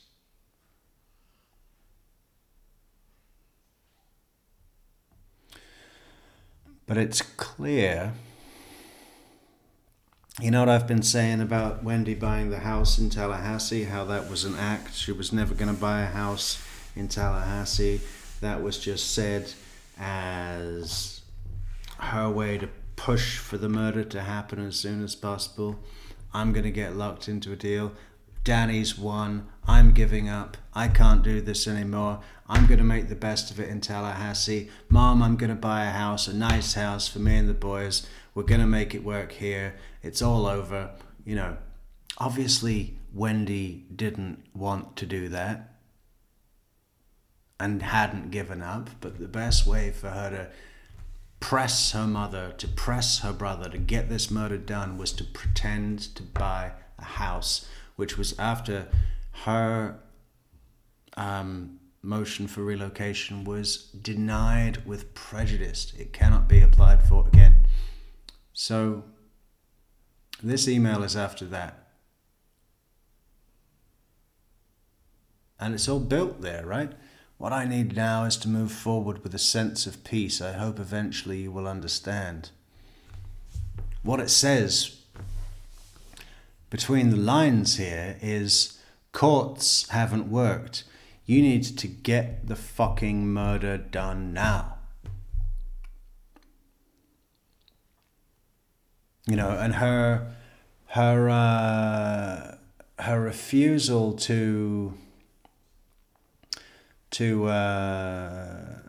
either way, I truly think it will backfire. This behavior you are suggesting is crazy and completely out of character for me. Don't you think Danny will tell the judge about it? Don't you think I will lose the right to any Jewish holidays and perhaps access to the kids for this kind of behavior? So Donna still wants to press for these. You see, it's actually, this is interesting because Donna, at this point, is actually still trying to deal with this without going to the murder, to going to that level of an extreme length, whatever. And it's Wendi that's pressing for the murder in this email. Even though it's all written in this fucking clever way, this whole divorce and the proceedings are not something to be won or lost. We know that she doesn't feel that way. It makes the whole thing unnecessarily competitive. Yeah, right. Peacemaker, Wendi, right now, yeah? What I need now is to move forward with a sense of peace. I hope eventually you will understand. Love you very much, Wendi. And there's just this slight little bit shaky when Wendi sees what's on the screen. I'm wondering if she knew that Georgia had this in her possession. I mean, probably assumed so. And is Georgia might be showing it to her to say, I've got this, and I know that you know if I've got this, I've got other stuff. I truly believe it will backfire. Again, Your Honor, the prosecutor is testifying and leaving. As the counsel testifying, sustained, please make sure you're asking open-ended questions to the witness. Ms. Kupperman, I'm reading from State's Exhibit 64V, which is in evidence. please proceed. Did you say it would backfire? Yes, those are my words. And what did you mean by backfire? I don't remember, but I can read there below what I was saying. Did it have to do with this will give him ammunition to pursue things in court? I might have meant that at the time. Did your mom respect your decision not to use her suggestions? I mean, she had to have, right? I'm a grown-up. Mm. You see, that was a weak response, and Georgia acknowledged that it was a weak response. Well, she had to respect my decision. I'm a grown-up. Georgia's like, yeah, right. This is the moment. This is the moment that Georgia pulls something out in front of Wendi while she's on the stand as a little flag. Look what I got. And it's not necessarily the direct substance of what's on the screen, but there's something unspoken going on here between these two. Face to face, eye to eye. You know, this is it. This is where Georgia is saying, we have the emails. You know, we all know that they've had the emails, but, you know, this is a reveal. Let's see the whole thing just one more time.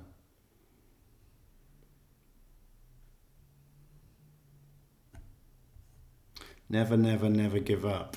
June 25th, 2013.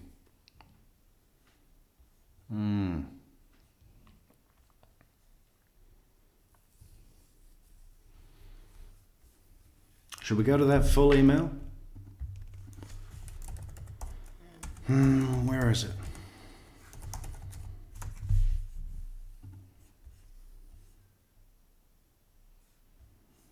Never, never, never give up.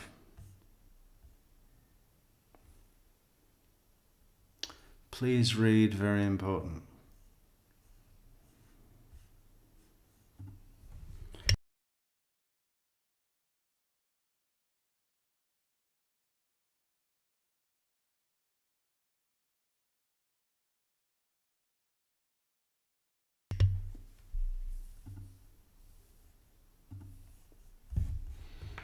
Make this a little bigger.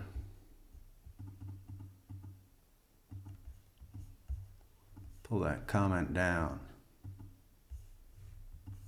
Yeah. Okay. Hi, honey. Okay, just like it says on your necklace, never, never, never give up. It's time for action. It's time to take control of your life and not let Jibbers think he's just won anything by having you remain in Tallahassee, 8 hours away from the only family you have, and lose out on what will be a job that will afford you and your children advantages that they will never otherwise be able to enjoy. Let's show this fucker what will make him absolutely miserable. You know his weak points: money, religion, control.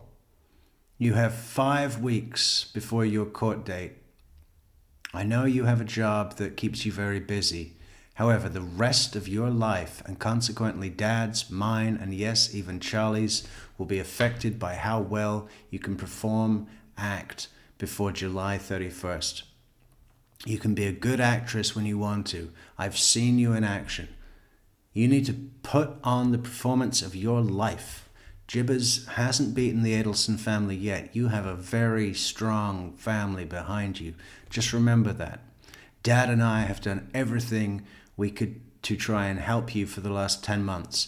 Now it's time to help yourself. We believe that you will be able to make this happen.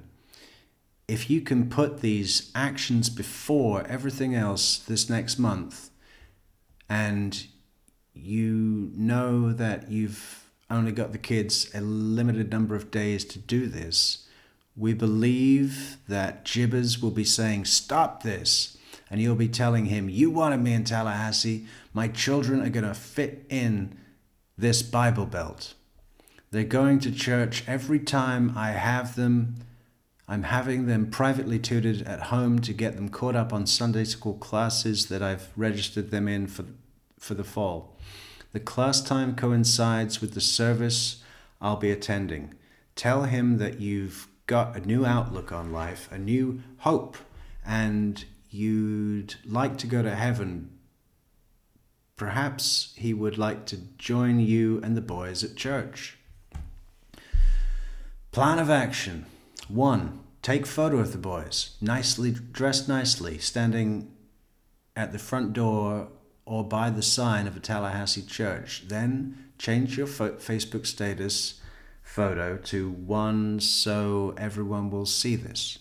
Perhaps a line under the photo with "New beginnings in Tallahassee" might be nice. Within minutes, Jibbers should either see this or will be getting calls from his friends, acquaintances about this. How happy do you think he will be? Make arrangements to get the boys caught up with a private tutor, teenage Catholic church members, who will come to the house to teach the young men about Jesus.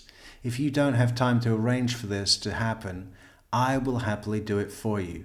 She or he will serve as a good babysitter assistant for you while you're preparing dinner, etc. Smiley face. 3. Let Jibbers know that your children will be baptized in the Catholic Church, and you'll certainly invite him to the event. Let him know that the Catholic Church is a big part of your life now with the boys, and you'd like him to be part of it. As long as he wants you to remain in Tallahassee, the boys will be involved with you in church-related activities and ceremonies. Let him get used to it. I've already checked this out, and a baptism can be arranged within 2 weeks. We can send out evites to Jibbers, his parents, sister, and anyone else you want to invite. 4.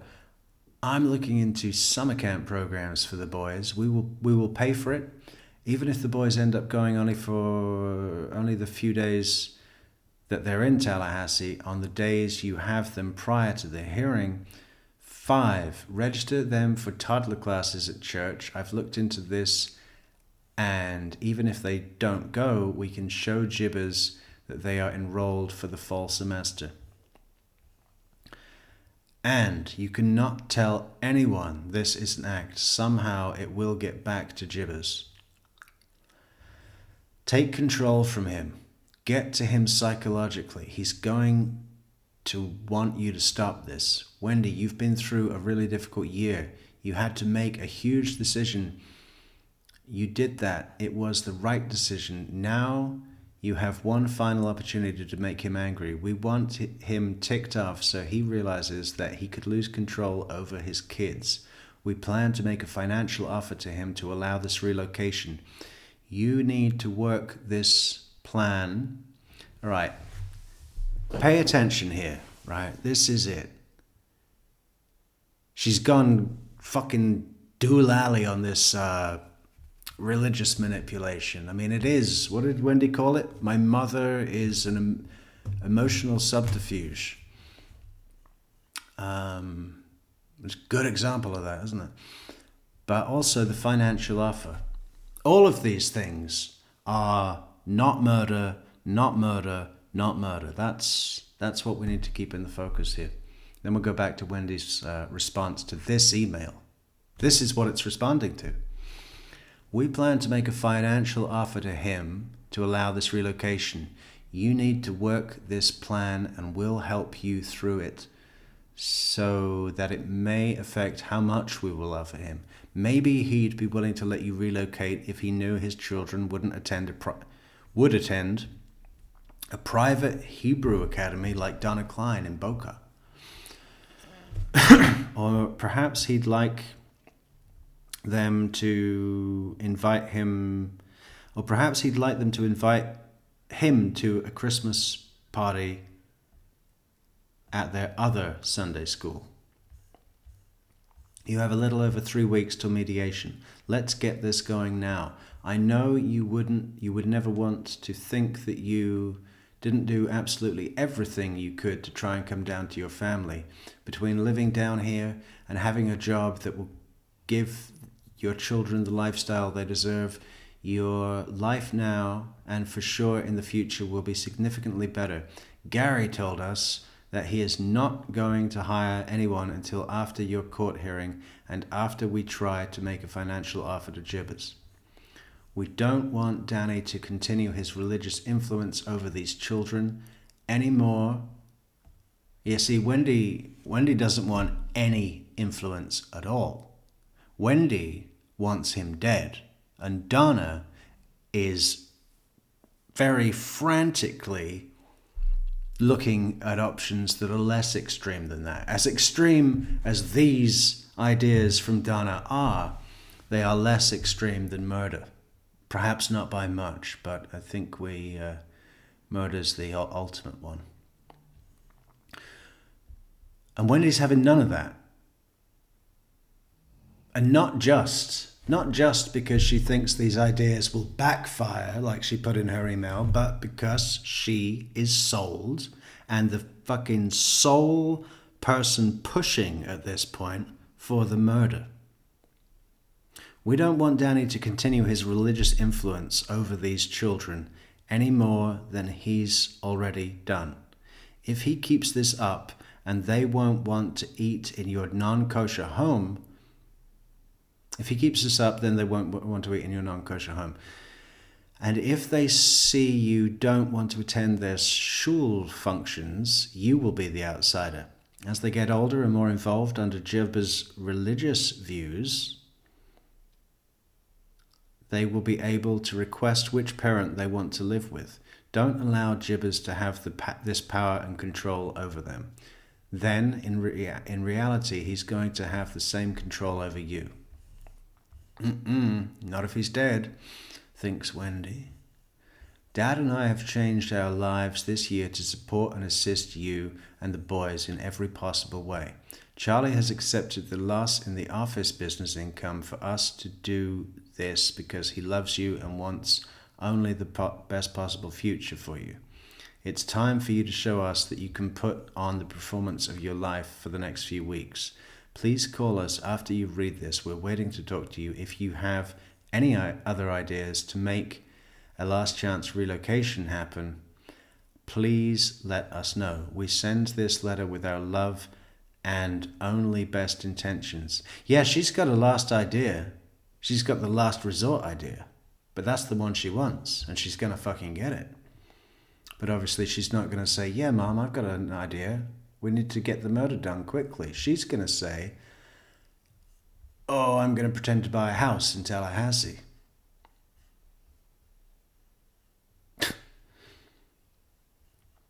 You know? So where's Wendy's response? It's a shame we can't see all of it. Right, that's what we just read. That's Donna's email right there. We read the whole thing. Imploring you to put on a good act. I do. Did your mom, I don't know, do you have any acting training? No. Do you know why your mom would Google how to teach an actress emotion? I don't. I don't know. Did she ever share with you or forward you any tips on how to bring emotion or fake emotion? Not that I remember of any kind. All right. What about a financial? Yeah. When these emails are being displayed, Wendy's in a different frame here. I've never seen her like this. Not quite. It's the closest thing that we've seen to her being rattled. Financial offer, was that part of it as well? Yes. What was the financial offer to be? I think it was $1 million. Who was going to pay the $1 million? My mom, my dad, and my brother. And they were going to pay $1 million. You didn't have to pay any of it? I don't remember having to pay any of it. Okay. And they were going to give Dan Markel $1 million for what? So that I could relocate. Okay. Did you ever make that offer to Dan Markel? No. To your knowledge, did anyone make it to him? I don't. Yeah, well, you know, because she can keep that $1 million when they all go to jail. You know? It is quite funny how this case started off years ago. Nobody was divided. And now, you know, people get hooked. You know what I think the thing is? People make the mistake of judging these situations by their own lives, by their own, you know, what their family would have done, or something like that. Well, that's a big mistake. I think so. Would it have worked? I don't think so.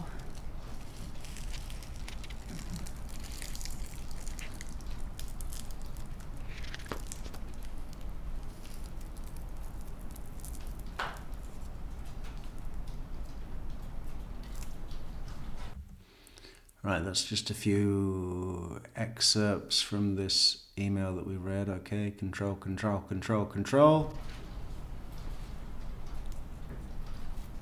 She's all about getting control from Dan Markel, right? Yes. And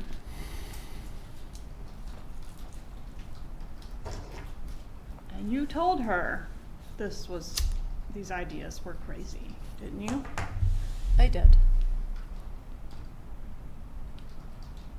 Oh, whoa. There, we get the beginning.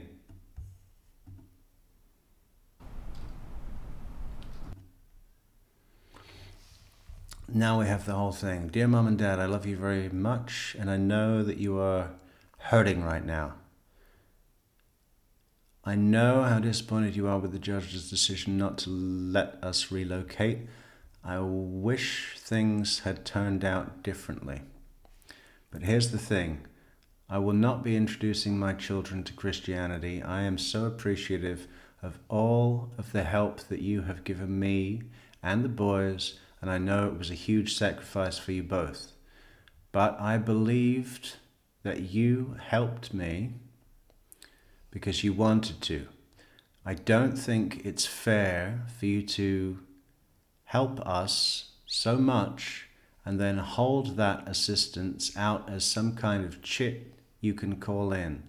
This favor you are asking me to do is not okay. Either way, I truly believe it will backfire. This behavior you are suggesting is crazy and completely out of character for me. Don't you think that Danny will tell the judge about it? Don't you think I will lose the right to any Jewish holidays and perhaps access to the kids for that kind of behavior? Up in the ante a bit, right? You know, this is the perfect, well, I see the fuck through it, easy, but, you know, Donna, it's hitting all the right notes for Donna. We're going to read it one more time. Let me just go through it here. This behavior you were suggesting is clear. Don't you think I will lose the right to any Jewish holidays and perhaps access to the kids? This whole divorce and the proceedings are not something to be won or lost. So let's do paragraph. First paragraph. I love you very much, and I know that you are hurting right now. I know how disappointed you are with the judge's decision not to let us relocate, okay? Putting that in context. I wish things had turned out differently. Wish. You know, that is saying, I am bound, and I am restricted against my will, right?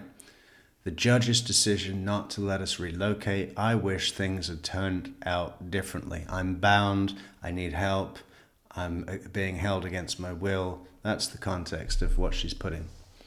But here's the thing.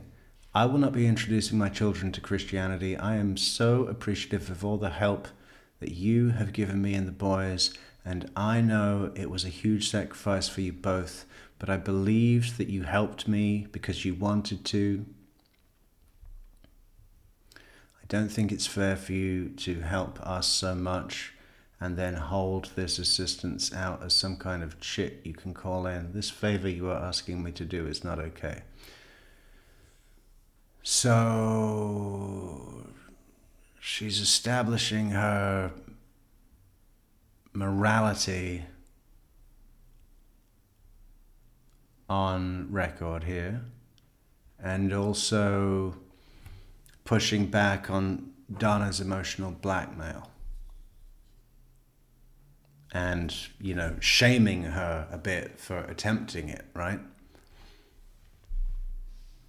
You know, this favor you're asking me to do is not okay. It's underhanded. Not just, it's not okay to do this whole emotional fucking subterfuge to Danny, but it's not okay that you're holding this over me. You're not going to hold this out as some kind of chit that you can call in. Okay? Third paragraph. Either way, I truly believe it will backfire. This behavior you are suggesting is crazy and completely out of character for me. So she's saying you're going down the wrong path. What you're suggesting is completely off, is going to go against us, and it won't fit because it's completely out of character for me. Friends of theirs will know that, colleagues will know that, and Danny will know that. And Danny, as we know, will be interested in demonstrating that to the court and determined to do so. Don't you think that Danny will tell the judge about it? Of course. Don't you think I will lose the right to any Jewish holidays? Absolutely. And perhaps access to the kids for that kind of stuff. It really would bolster Danny's. It really would if the courts got winds that they were pretending to convert the children to another religion just to strong arm this guy. That would just pave the way to Danny being awarded full what is the word? Parental autonomy, control over the religious, dietary, medical, education, all of the things, right? And the Jewish holidays, all the things that he was asking for. You know, not only is it, it's just a very, very contemptuous thing to do, especially as a sworn attorney in a court of law. Don't you think I will lose the right to any Jewish holidays or perhaps access to the kids for this kind of behavior? This whole divorce and the proceedings are not something to be won or lost. It makes the whole thing unnecessarily competitive. What I need now is to move forward with a sense of peace. I hope eventually you will understand. And she's writing that with no hope that Donna will eventually understand, because that's not even what she wants. She wants Donna to be so frustrated with Wendi giving up. Donna starts off her email, remember what it says on your necklace, never, never, never, never give up. Wendi, in this last paragraph, this whole divorce, it's not something to be won or lost, unnecessarily competitive. I need to move forward with a sense of peace. I'm bound to Tallahassee against my will. I've got to make the best of it. I'm going to buy a house. I hope you will understand eventually. She doesn't hope she will understand. She was never going to buy that house. It's all fucking pushing murder, murder, murder. In this way. You know? That's exactly what it is.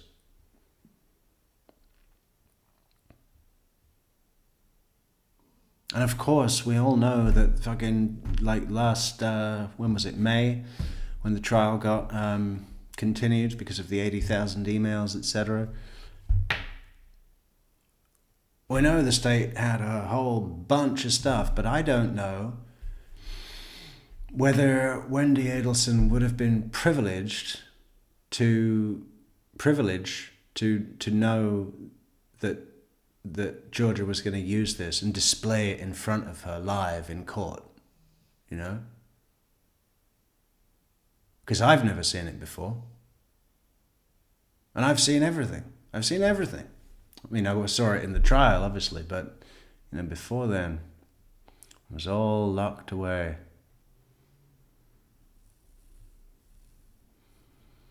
And I'd say Wendy's little shaky and George's little is something going on between them. I've got stuff now. This is one of the things I have. And those other things that are racing through your mind right now, I've got those too, but I'm not going to show them. That's for your trial. I will not be introducing my children to Christianity. I truly believe it will backfire. Again, Your Honor, the prosecutor is testifying and leaving. As the counsel testifying, sustained, please make sure you're asking open-ended questions to the witness. Ms. Kupperman, I'm reading from State's Exhibit 64V, which is in evidence. please proceed. Did you say it would backfire?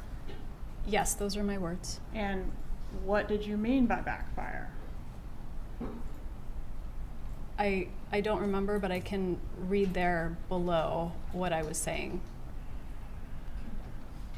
Did it have to do with this will give him ammunition to pursue things in court? I might have meant that at the time. Did your mom respect your decision not to use her suggestions? This will give him ammunition. You see, right now, Wendy's brain has left the room, right? I've seen all of her testimonies 500 times each. Her brain's never left the room. Not once. It's left the room here. What did you mean when you said it would backfire? Did you mean that it would give him ammunition for him to say things against you in court? I might have. You know, she's not thinking about the question. She's not present in the question. She's thinking, what did all those other emails say? You know?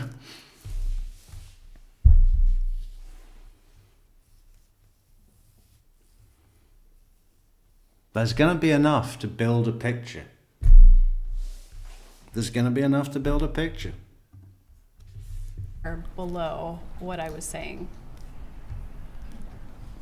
Did it have to do with this will give him ammunition to pursue things in court? Look. Whoa. Pause.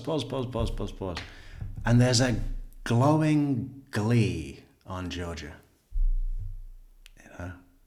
Stoic, but almost smirking, right? But in a really cool way, not in a dick way. You know? What a moment. This is the moment. This is the most important moment of the whole trial, probably. I don't remember, but I can read there below what I was saying. Did it have to do with this will give him ammunition to pursue things in court? Mm-hmm. I might have meant that at the time. Did your mom Might have at the time. All right, I'm just gonna watch it one more time, then I gotta move on, okay? I bet fucking hell. We have it. Or below what I was saying. Did it have to do with this will give him ammunition to pursue things in court? I might have meant that at the time. Did your mom respect your decision not to use her suggestions? I mean, she had to have, right? I'm a grown up. Oh, and that bit. Okay. Wendy, after the Wendy gave the weakest response I've ever heard from her, and Georgia acknowledged how weak it was. Oh, she had to, right? I mean, I'm a grown-up, so parents have to respect their grown-up children. Okay, last time, I promise.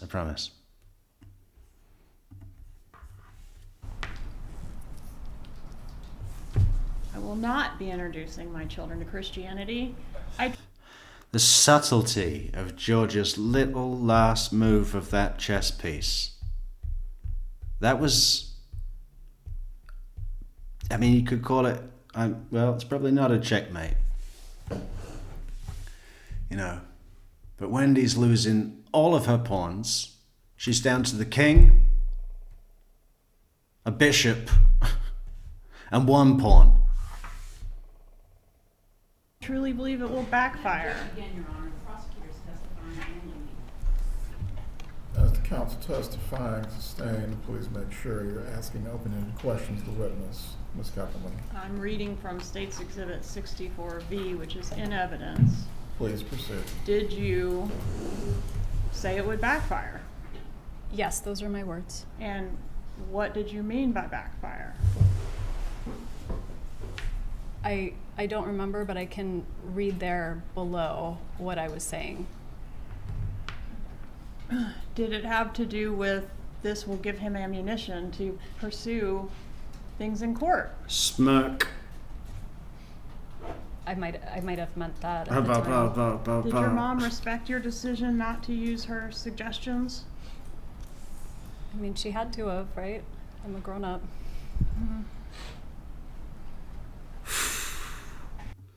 And then space. Just the slightest utterance from Georgia of acknowledgement that that was the weakest answer Wendi Adelson has ever uttered in court, and then space, right? She's brilliant at that. Using empty space to make a point.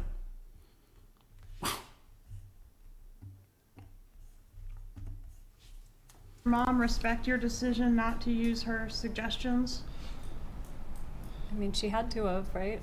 I'm a grown up.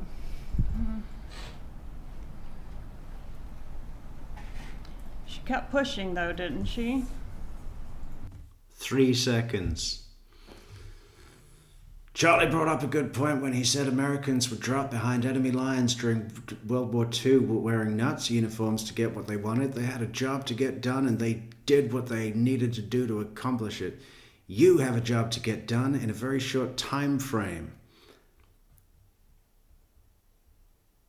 I'm pretty sure time frame is one word. No, it's not. Okay, I was wrong. That's the first time I've ever been wrong. If you dressed your kids up in Hitler Youth uniforms and brought them down here, I could care less. I'm not even reading it anymore. Fuck off. She was suggesting other ideas. Okay, January 27th, 2013 email 64W. Charlie brought up a good point when he said that Americans were dropped behind enemy lines during World War II wearing Nazi uniforms to get what they wanted. They had a job to get done, and they did what they needed to do to accomplish it. You have a job to get done and a very short time frame to accomplish it. If you dressed your kids up... Okay, time frame is most commonly styled as two words. Time frame with no hyphen, though time frame as one word is also widely accepted. Both forms are used in major dictionaries like Merriam-Webster and Cambridge. So we're both right. I would put it as one word. in Hitler Youth uniforms and brought them down here, I could care less if it was an act of defiance and would show gibbers that he's not in control. Did she suggest that to you? Yes.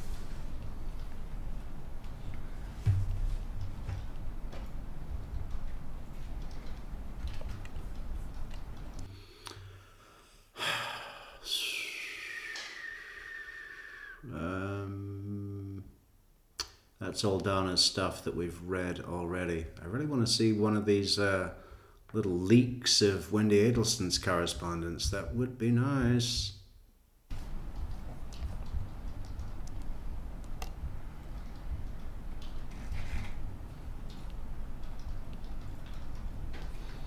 Hey mama, a pregnant pause. That pause was about 3 seconds long. It felt like 3 minutes. Urged you to rethink your decision not to implement her suggestions, didn't she? Yes. She wanted you to do an act of defiance that will put a scare into this jackass. Why would she want to scare Mr. Markel? So that he would let me relocate, I guess.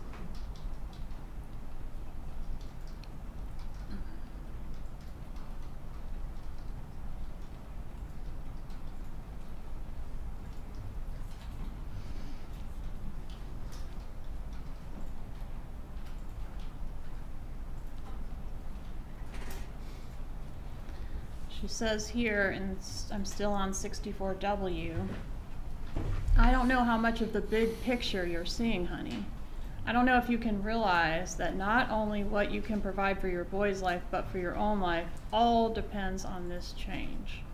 This is a once-in-a-lifetime opportunity. So she did view this as a very serious matter, right? Yes. And she's sending all of this after the relocation is denied, right? Yes. Everyone has a price. Fight for yourself. Okay, I'm showing you this slide also from Exhibit 64W, which indicates that you were going to go into the $1 million offer as a third. Does that refresh your memory on that deal? I mean, it refreshes my memory, but it's not something I ever considered or thought about doing. So you would not have paid up. Yeah, I was always set on the murder. I didn't want to listen to these conversion ideas and bribes. For me, it was murder, murder, murder.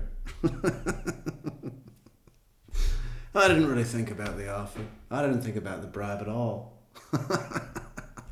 No. Third of $1 million. No.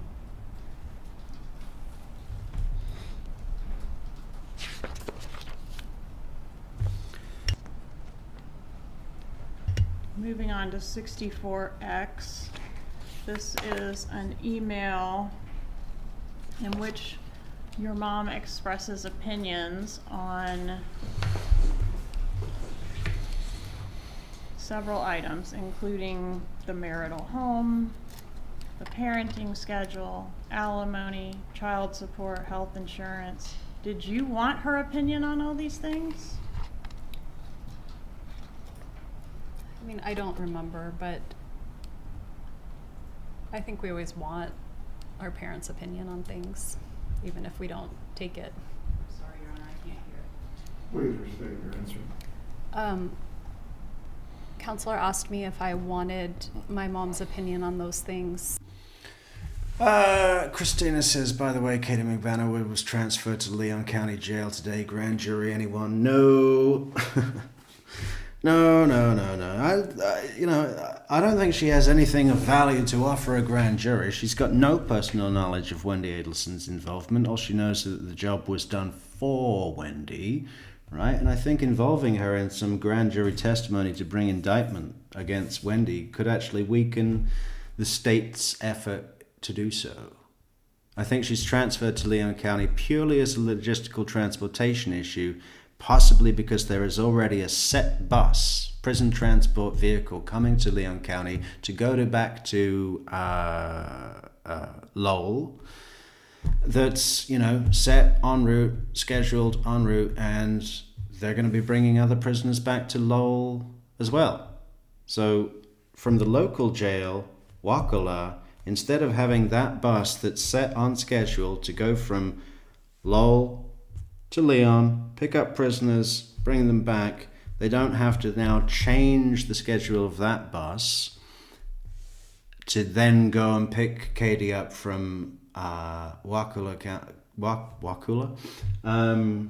Instead, just bring Katie solo as a short transfer to Leon and let Katie McBanner on the bus that's already going to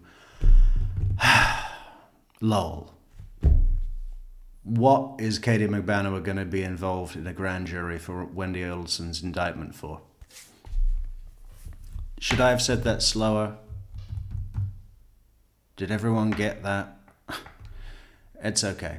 And it's hard for me to remember at the time if I wanted other opinions, but I said, I guess, people always want their parents' opinions on things.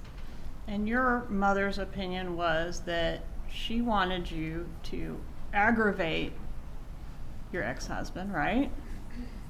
Yes. To screw him financially.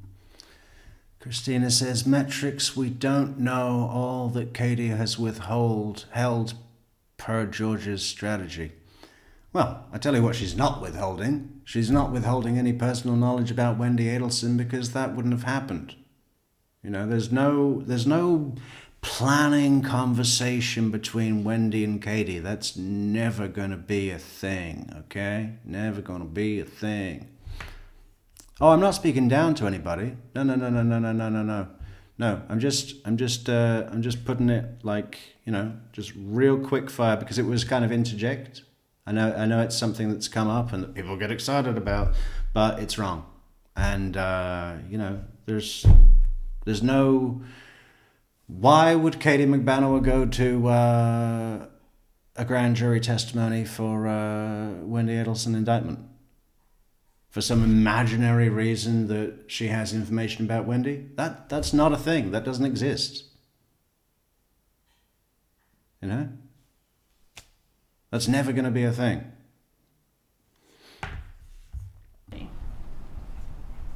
Yes. Oh, I really didn't mean to, Christina. Sorry. Just talking quickly. That's all. Get a win. Yes. She thought your divorce was something to be won, right? It seems that way. When was the divorce final? It would have been final the summer of 2013. July 31st of 13, sound right? Yes, ma'am. And we saw that was the date for your trial. Stephanie, I am not an attorney. No, But I have seen one on TV. Did a trial take place? Yes. Okay. With witnesses being called? No, there weren't any witnesses. Okay, so it was a settlement. Yes. And did you reach the settlement on the day that the trial was supposed to be conducted? I think maybe the day before. Okay. I want to ask you some questions about voice authentication. Your cell phone, was it collected by police in this case? I gave the police my cell phone to search. Let them download it and return it to you, correct? Yes, ma'am. Okay. And are you familiar with a wiretap that was conducted in this case? I've seen a lot of wires. Where phone calls were intercepted by the police and recorded by the police? Yes. And were you asked to listen to a disc of calls to see if you could authenticate the voices on those Yes. discs? Okay. And were you able to authenticate some of the voices on there? I was able to authenticate the voices of my family. All right, so Charlie Adelson, Donna Adelson, Harvey Adelson. Yes, ma'am. All right, and did you initial on States Exhibit 135 by each of those voices that you were able to authenticate? I did. Certainly can't read this, but It's very small. see if that's Yes. That's where you initialed, okay. I did. This time I'd ask to introduce States Exhibit 135. Any objection? Has it been entered? I'm asking if there's an objection No by the objection. defense. I kind of got a bit lost now with the. What are we going over? Wendy's still got her mind on paperwork that's not being displayed. Her brain has left the building, and she's holding it together. You can see her doing her best to hold it together, but there's total distraction. That email derailed her, and she's not recovered yet. But I think Georgia's going to come in with some quick fire stuff now in these last rounds. She's got her on the ropes. She's got her on the ropes. I want to ask you some questions about voice authentication. Your cell phone, was it collected by police in this case? I gave the police my cell phone to search. Let them download it and return it to you, correct? Yes, ma'am. Okay. And are you familiar with a wiretap that was conducted in this case? I've seen a lot of wires. Where phone calls were intercepted by the police and recorded by the police? Yes. And were you asked to listen to a disc of calls to see if you could authenticate the voices on those Yes. discs? Okay. And were you able to authenticate some of the voices on there? I was able to authenticate the voices of my family. All right, so Charlie Adelson, Donna Adelson, Harvey Adelson. Yes, ma'am. All right, and did you? Oh, you didn't hear this? You didn't hear this, kind of Filipina chick saying things like, "That was at South Beach." What does she say? What does she say? It was wobbling. She's so funny. You initial Set her free. on States Exhibit 135 by each of those voices that you were able to authenticate. I did. Certainly can't read this, but It's very small. see if that's Yes. where you initialed. Okay. I did. This time I'd ask to introduce States Exhibit 135. Any objection? Has it been entered? I'm asking if there's an objection No by the objection. defense. States 135 is entered.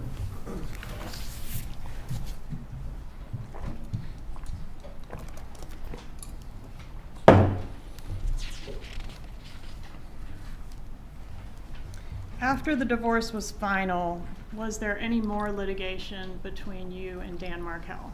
There was. All right, and who was the first one to file something after the divorce was final? I don't remember who was first to file. Because you both filed some things afterwards, right? Well, Danny was supposed to pay me for the deal with our settlement was I was supposed to take my name off the title to the house, and he was supposed to pay me half the value of the house. So I went that first week and took my name off the title, and then just waited. And when I reached out, when it was time for him to pay what he owed, he said, I'm not going to pay it. And I asked why, and he said, I have my reasons. And Yeah, because you stole all my money from the Schwab accounts. And where's my fucking diamond ring? So you want 100 grand for the house. What is it, 150 grand? I forget the number. Wasn't like, you know, well, you know, it's relative. But it was less than what Wendi stole from the quote unquote marital assets. Yeah. I have compelling reasons. Well, he did. And he was going to put them in front of a judge rather than let you steamroll him. so my attorney had to file to enforce the settlement No, agreement. they're nothing but like fucking common thieves, really, are they? Just little swindling thieves, you know? From their fucking dental payouts and, you know, slum landlording, you know.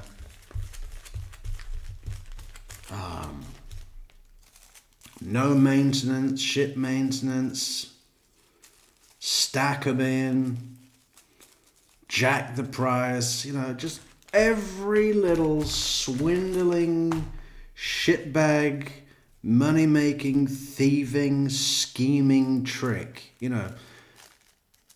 Because of the murder, we think of them as like real criminals. But if you really break it down to just their day-to-day living, they're just a bunch of petty thieves with no sense of you know, morality or nothing. It's like I wouldn't be surprised if Charlie Adelson had gone out and like robbed grannies just for fun. He doesn't need the money, but just pushing old ladies to the ground and running off with their purse. Just for the kick. Because otherwise he was going to be held in contempt of court.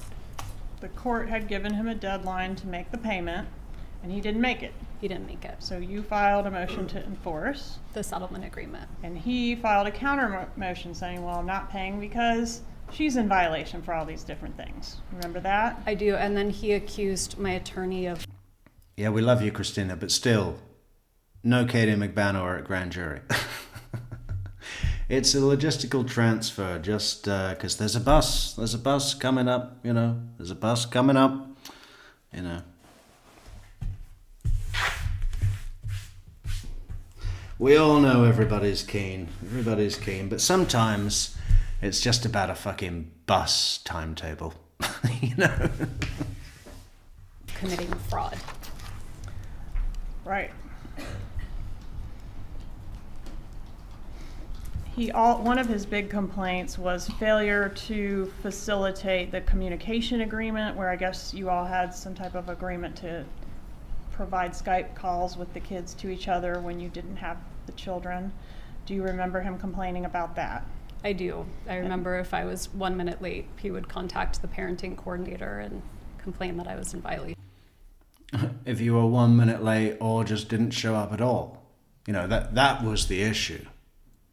What 1 minute late was fine. You know, we heard his voicemail, Wendi.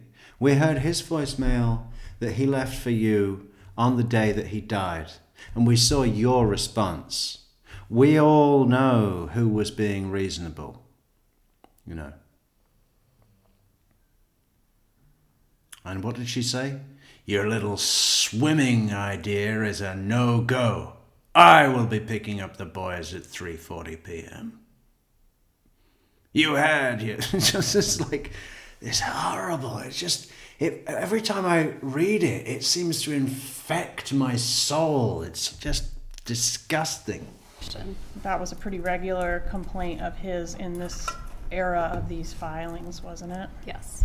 Okay. And when he sent an email, for example, 64N, let's see if we have that.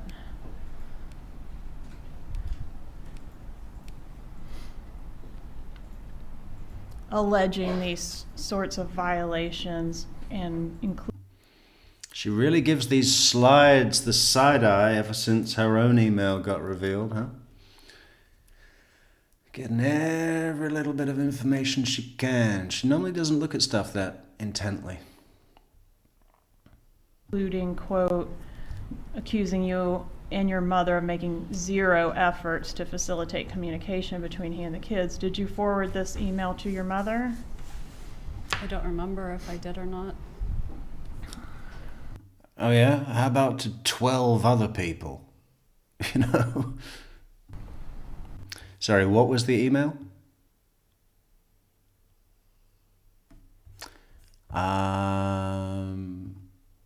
Specifically in the period of January 27th to 30th and February 24th to 27th, you did not adhere to our communication agreement at all. That agreement states clearly that the option to speak to the children at 8:30 a.m. or 6 p.m. every other day belongs to the parent who is not with the children, unless an alternative agreement is mutually made. On the January period, you didn't even pretend to adhere to the agreement. You made zero effort to facilitate that when you or your mother could have easily done so. That is not about being 1 minute late to the Skype calls. You know, she just disregarded them and didn't let him know. We're on the boat, sorry. Accusing Oh, no, sorry, we're having sushi tonight, sorry. No. you and your mother of making zero efforts to facilitate communication between he and the kids. Did you forward this email to your mother? I don't remember if I did or not. Mouth twitch.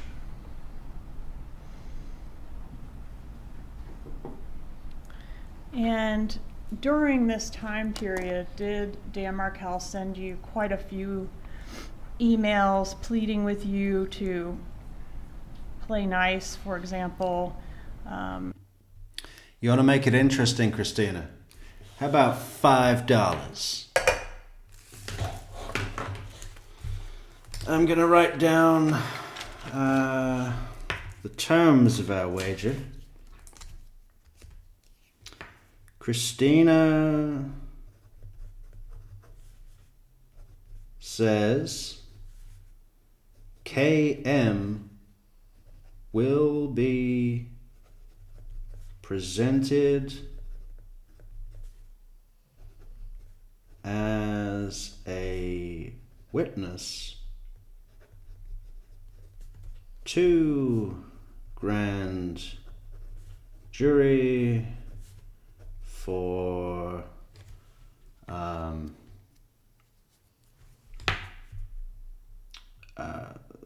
the indictment of Wendi Adelson. Metrix says it is logistical transfer because of bus running, scheduled bus running from Leon to Lowell. Date is Tuesday, 9th, September 9th, 2025. $5. You good with that? Because it will come out. It will come out. That's 1 cup of coffee. Everybody support the channel at buymeacoffee.com/True Crime Metrix. March 7th of 2013. Wendy, I really... Whoa. I love reading Dan stuff. Is that a Dan thing? I think that was a Dan thing. And the kids, did you forward this email to your mother? I don't remember if I did or not. Too far. Fuck.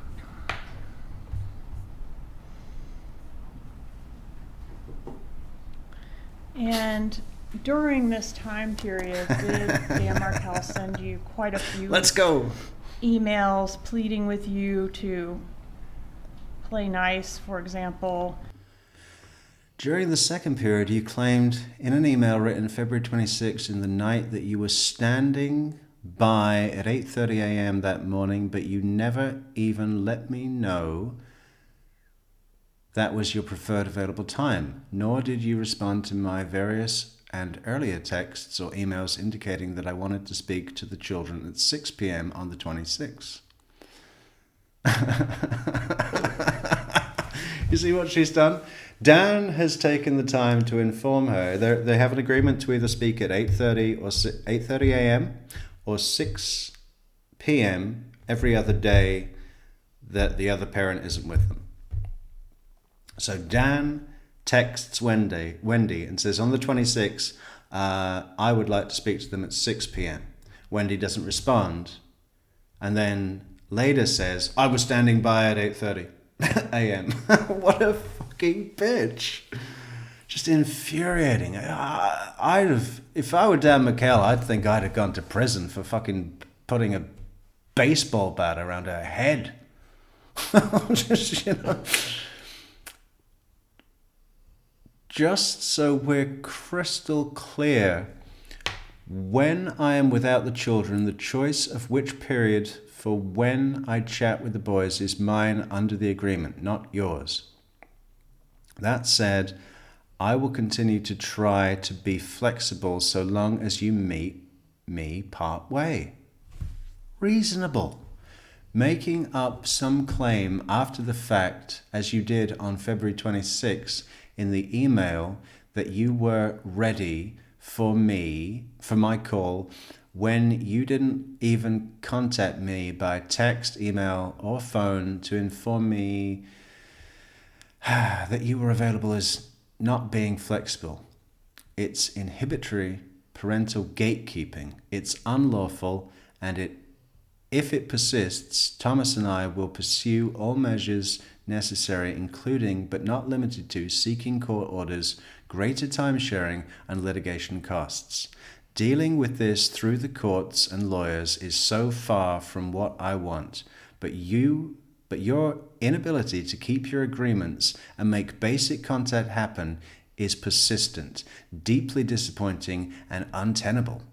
Of course, I remain committed to ensuring that you have access and or contact with the children whenever I have them. You remain welcome to join us in the house or elsewhere, or to have Skype calls every day if you give me adequate notice. I will, of course, adhere to our communication agreement as a flaw.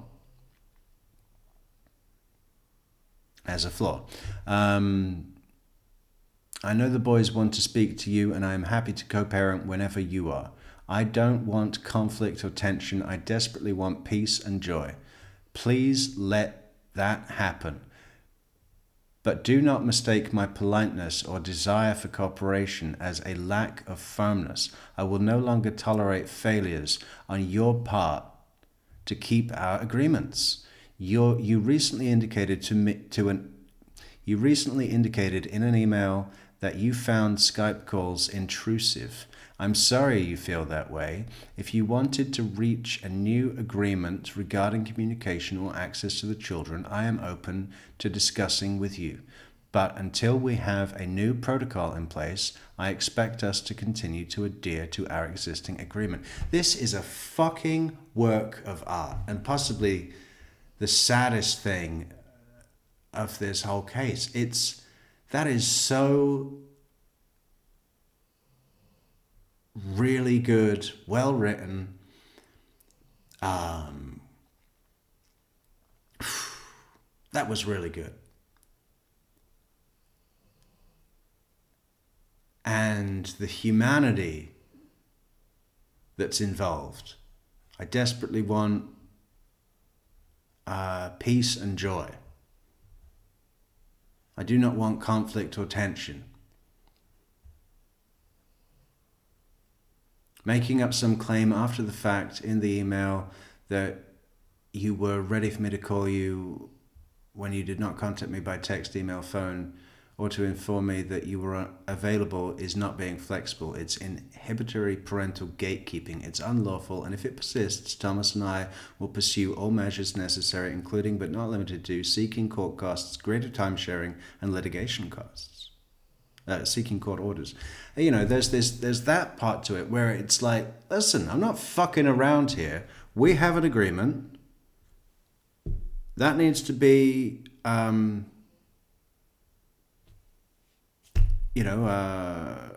enforced sounds too much of a heavy word, but observed by both of us. The agreement needs to be observed. And if you're not going to do it, then, I'm forced to do this. I need to screenshot this. This is my favorite thing I've ever read from Professor Markel. What a really good piece. Those fucking lawyers of Wendi Adelson that came in and testified in her mother's case in chief, saying, Dan was being frivolous. Dan was, he would come in and, the court was never going to listen to that. Unreasonable. Fucking bullshit. They should, I know that they're retirement age anyway, but they really should lose their fucking license, both of them.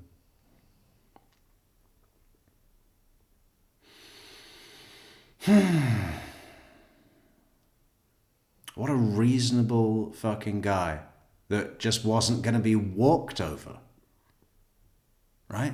Perhaps the first person to ever stand up to these fucks, the Adelsons, in a strong way, in a not intimidated way, in a fair way, in a way that sought peace and joy. Good on you, Dan. March 7th of 2013. Wendi, I really regret that things have gotten to the place where they are. Do you think we could try to resolve more issues directly with each other to prevent so much of the unnecessary tension and cost? Things like that. Yes. Okay. But then you didn't seem to be able to actually play nice with each other, even though it seems like maybe that's both what you wanted, at least at certain points. I was always trying to play nice. Well, you were threatening to hold him in contempt of court. I wasn't threatening to hold him in contempt. That's what my lawyer filed. That's what happens Well, when your lawyer represents you, doesn't she, Mrs. Adelson? She does, but I wasn't threatening him. Did you cease all Skype communication between Dan Markel and the boys on March 12th of 2013? I don't remember that, no. Tab 54, please.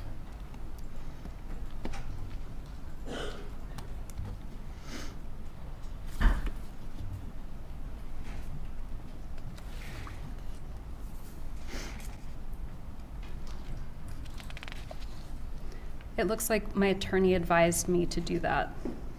Did you cease all Skype conversations between Dan Markel and the boys?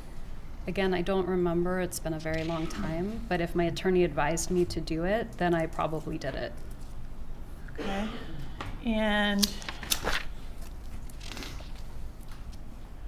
they're intrusive. The conversations are intrusive. On the flip side, Dan is saying, you're welcome to join us at the house.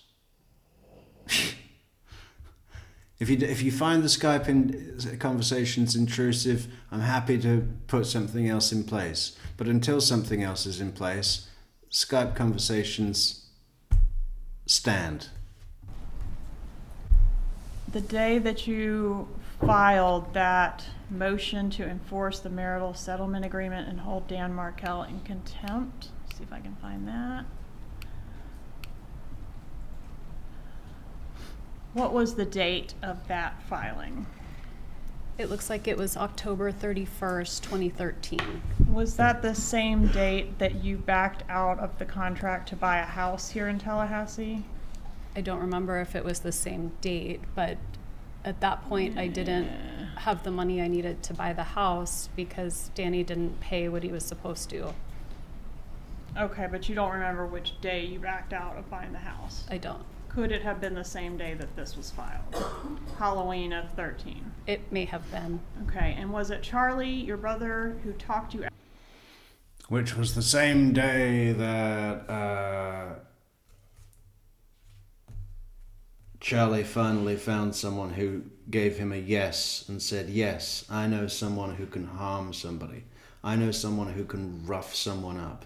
His name is Sigfredo Garcia. Same day. Remember what I was saying earlier? Wendi Adelson pushing the house. I desperately want peace. I hope that you will understand that one day. I'm going to make a life here. I'm going to buy a house. I'm held in Tallahassee against my will, but I desperately need to make the most of it. I hope you understand it one day. Wrong. That's the accelerator pedal. That's the accelerator. Murder needed now. Murder needed now.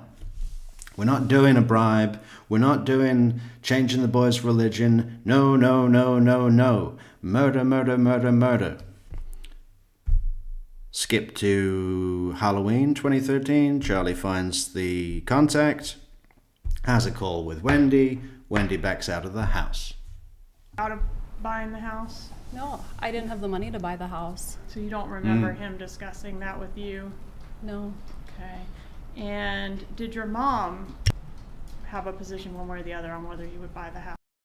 Yeah, I didn't have money to buy the house because the $350,000 or whatever it was money set aside for the boys.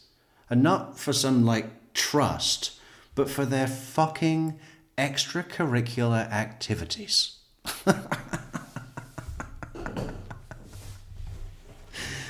Yeah. What are they doing?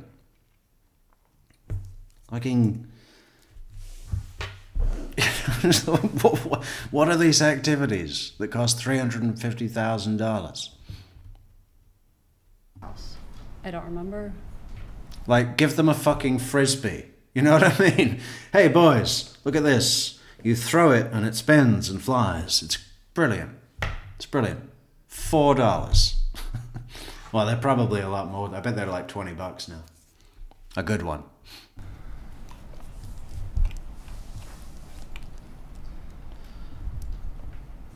The image that I just had up there, was this image sent to you on October 31st? How did this get onto your cell phone dated October 31st?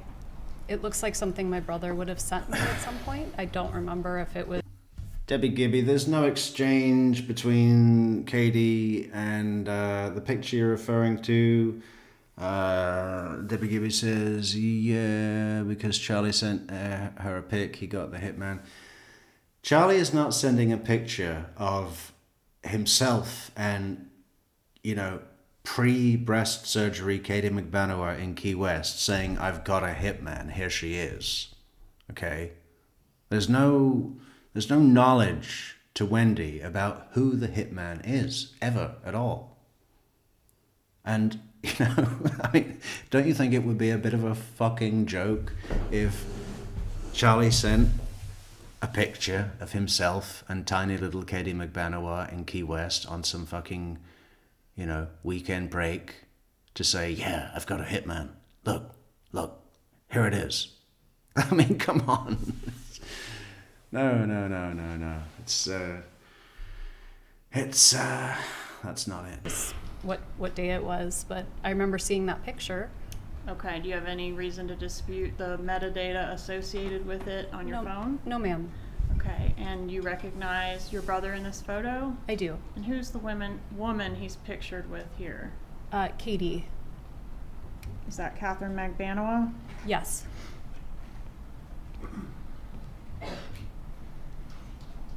So did your brother at any time send you this picture? Not at any time. Did your brother on October 31st send you this picture and basically tell you not to buy the house because you weren't going to be living in Tallahassee much longer? I don't remember. And don't draw, don't draw on Georgia here, okay? The prosecution are allowed to present evidence that they believe are going to prove the case. The jury don't know nothing, right? Showing the picture of Katie connects the dots. Georgia knows that that's not associated, but it's an asset to her proving the prosecution's case, because it shows the people involved at certain dates. Even though she knows that's nothing to do with nothing, she's allowed to present it. And all prosecutions do that. You know, prosecutions are a mix of stuff that they really believe was involved and elements of convenience that just show something to make things palatable for the jury. It doesn't matter if it's a little confusing. It connects dots. Georgia Kappelman knows that that picture was not sent to Wendi to say, hey, I got a hitman. Or him ever telling me not to buy the house or that I wasn't going to be living in Tallahassee. I really wanted to buy that house. Yeah. Really? Do you remember, after all the drama with the Skype, asking your mom, let's see if I can find it here, to help you work on the Skype thing because it was becoming a real problem between you and Mr. Markel? I honestly don't remember, but I see this email and I must have sent this. And then a few months later, in February of 14, Mr. Markel files a motion to enforce marital settlement agreements, and that we've touched on that already. That was alleging that you committed fraud on the court during the original settlement. Remember that? I just explained it, Debbie. Don't get excited over what Georgia said. We just went through it. I don't know if I'm just catching up with this chat, but hopefully you heard the point I made. I'm not going to repeat it because I just said it. I do. I remember him saying that my attorney helped perpetrate a fraud. He did. He suggested that the court should send a strong message to you about your malfeasance by awarding him the entirety of the assets that he alleged were undisclosed. Do you remember that? I do. Fucking A, bro. I'm gonna fucking fuck up where the fuck And you did your fucking with me. mom view that? Well, that's a little premature, Christina. You haven't lost our bet yet. But, yeah, no. So shall I null and void this?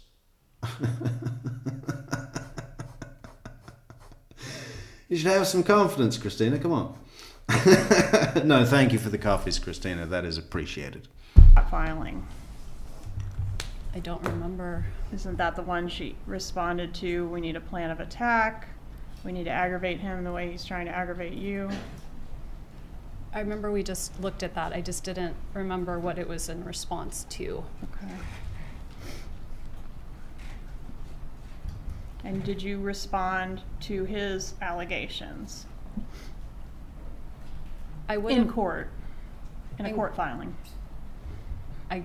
We must have responded in a court filing to that, Okay. because if someone accuses you of fraud, at that point my attorney had to recuse herself because she had to become a witness in the case and to say that that didn't happen. And then I had to find a new attorney to represent me. Okay, and did you do a filing in response to his counter motion to enforce the marital settlement agreement, alleging, and this is page 439 for court and counsel, that a vast majority of the former husband's motion contains allegations? Oh, good night, Veronica. See you again soon. And Michelle, I missed your super chat. Yeah, sorry. I saw that come in, but I think I was just reading. Yeah. Well, thank you so much, Michelle. Yeah, to anyone joining us, we do have a goal on tonight's show with 17 minutes left, and the goal is to get this wig, this Georgia Kappelman wig, for the Metrix studio. I think we need it in our props department for some new developments we'll have coming out soon. Georgia Kappelman wig, it's about $100, $97.69.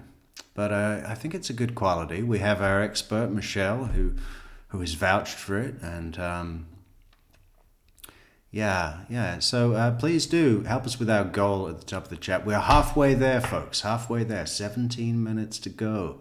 All it takes is 5. Look alive, 55. Yeah, that's the goal. It says right there. It says, chip in for Georgia Kaplan wig for true crime Metrix. It needs to be done. Do you not agree? I mean, are you going to leave it to someone else? Take charge of your own destiny. You know, hit the goal, chip in for the wig. Real simple. Or support the channel on buymeacoffee.com/True Crime Metrix.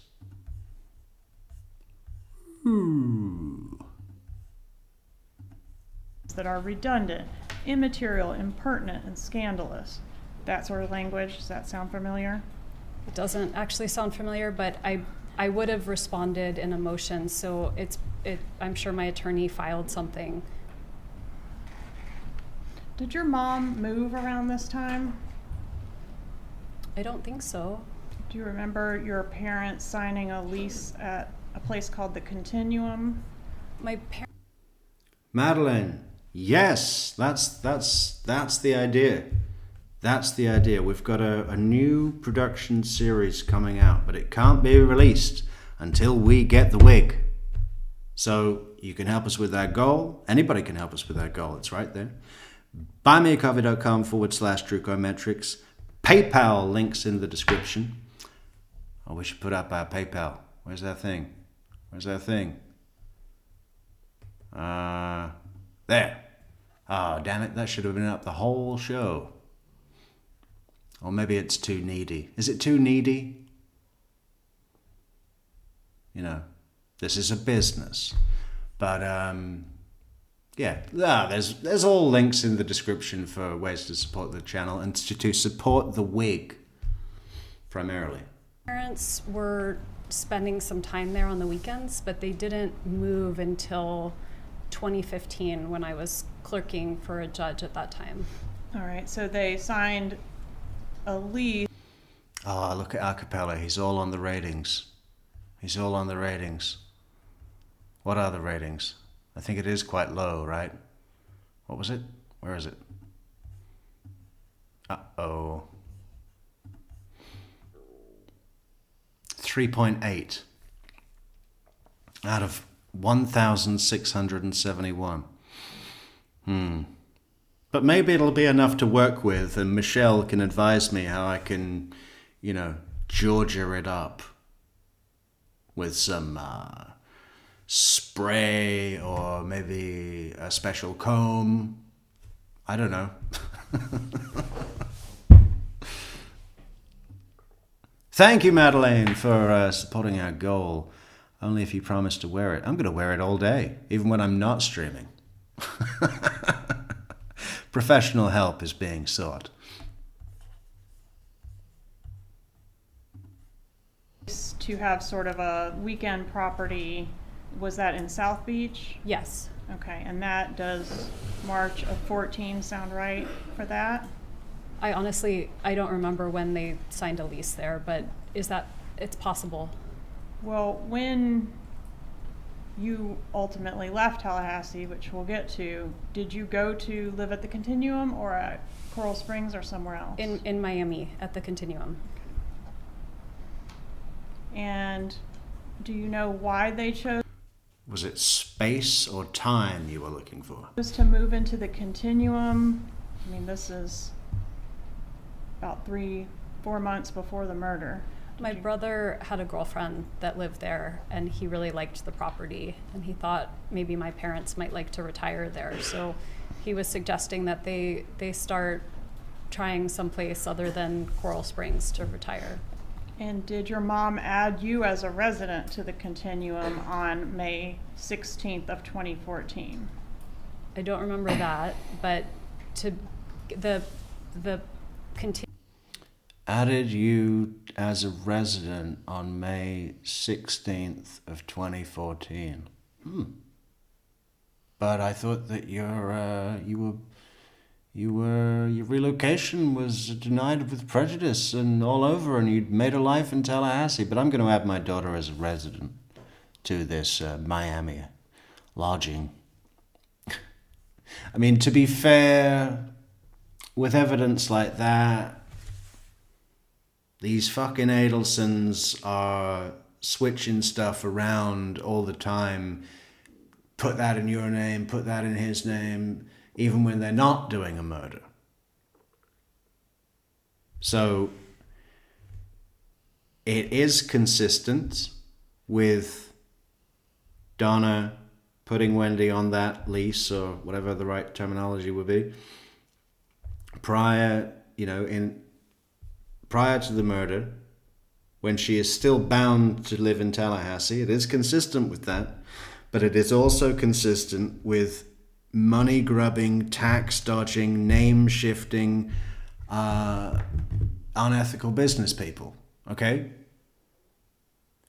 Had the murder never even happened, never been planned, nothing, it is quite possible and feasible that Donna would have put a Wendi in that whatever registration for some fucking money moving thing, you know? I mean, so, you know,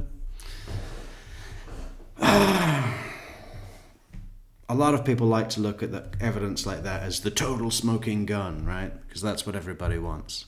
But you have to include other things and say it's not a smoking gun. Of course, if you've got loads of almost smoking guns, that can add up to one big smoking gun, which is what they're going to be trying to do for Wendi's prosecution. You need like 100 slightly smoldering guns, and then they all add up to one big smoking gun. But, you know, evidence like that is not a smoking gun, and people love to launch on it as if it is, and I believe that's doing a disservice to the evidence, which is why I get a little bit and you know, hostile. I do try to keep it down. But, you know, I'm on my own mission.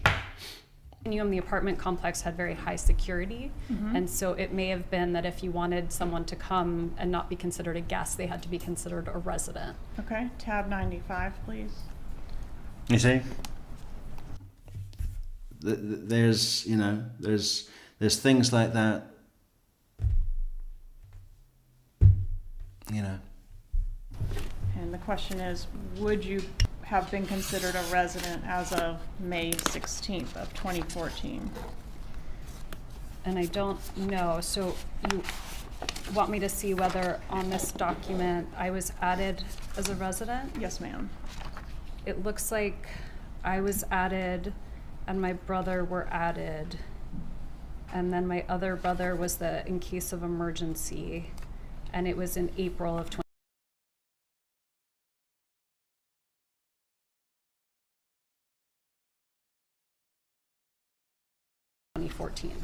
April of 2014. Okay, so about 3 months before the murder? Yes, And that was just so that you could come and go whenever you were visiting? that was my understanding. Do you recall a motion being filed by Dan Markel that we've referred to as the grandma motion? No. Did Dan Markel in March 26th of 2014 file a motion seeking to preclude your mother from having unsupervised contact with your kids? I don't remember him filing that motion, but it sounds like if it's a motion you have a name for, then it exists. And in that motion, do you recall, or does it refresh your memory, that he was saying, Grandma, you know, that the boys were telling him, Grandma says you're stupid, Grandma says she hates you, and as a result, he was concerned about your mom alienating the kids or turning the kids against him? I remember hearing about this motion. Okay. And that is a motion that was never got to be heard, right? That was part of the motion to enforce the settlement agreement. But which was never heard which was never heard because he was killed. because, yes.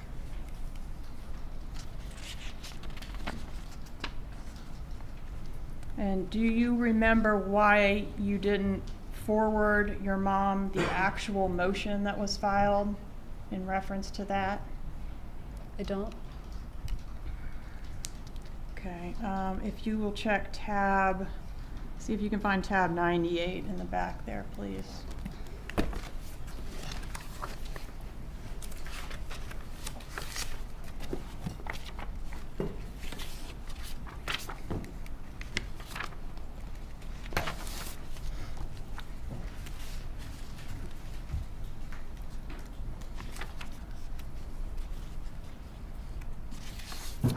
I have tab 98.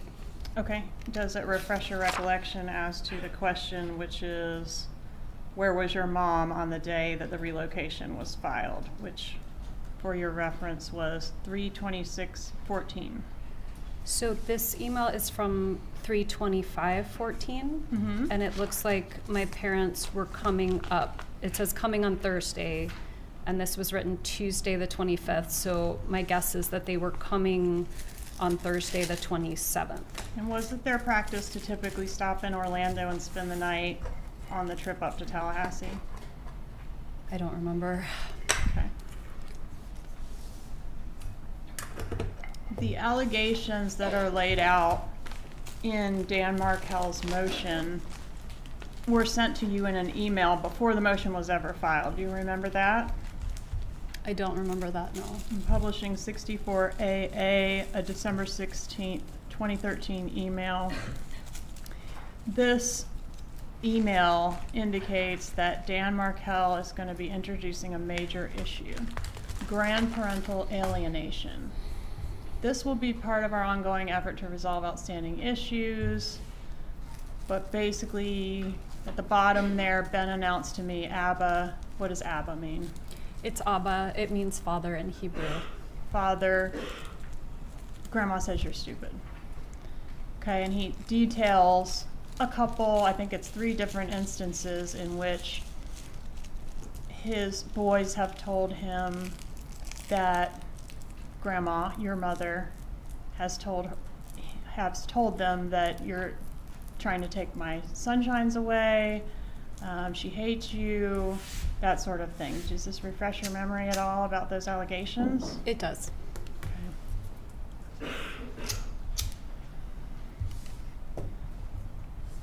And this email, you did forward this email to your mother. Do you recall that?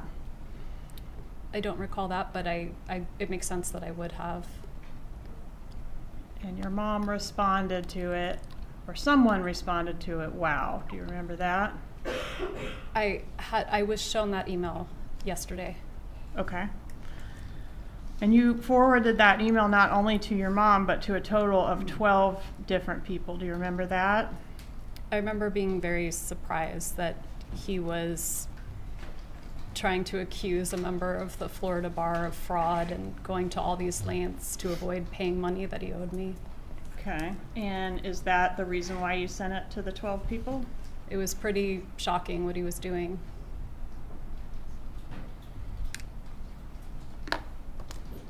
Did your mom respond at all to that allegation regarding her alienating the kids? I don't remember a response other than the one I was shown that said wow, but I don't know if that was my dad responding or my mom responding. But the allegation was in reference to your mom, right? The allegation was in reference to my mom. Okay. And in fact, the next day, because the parenting coordinator was in on the original thread, you forwarded the email a second time to your mom, didn't you, with the parenting coordinator's response. Do you remember that? I don't remember that, but it makes sense that I would have forwarded it. Do you remember just, let's see, a couple months before the death of Dan Markel, saying to a friend of yours, I think her name is Jane, does that sound familiar? I had a friend named Jane. Telling Jane, quote, Danny is a monster.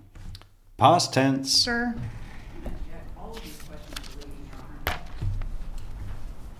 Overrule, the witness may testify based on her memory.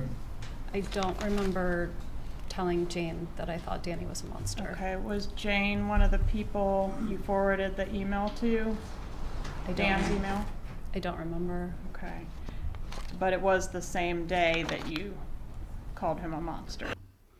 It's funny, huh? Telling Jane about a man and saying he's a monster.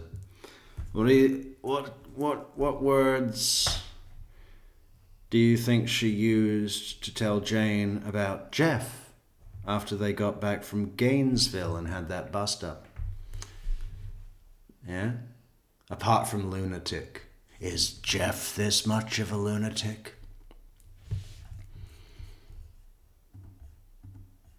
You know.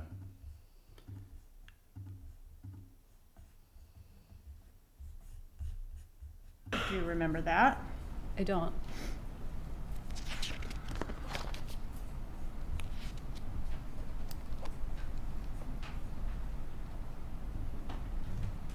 I want to talk a little bit about your brother, Charlie. Judge, I don't know if you're wanting a recess, this is a good time. It's getting a little tedious, I'm sure. Nice comment. It's getting a little bit tedious listening to this bullshit witness.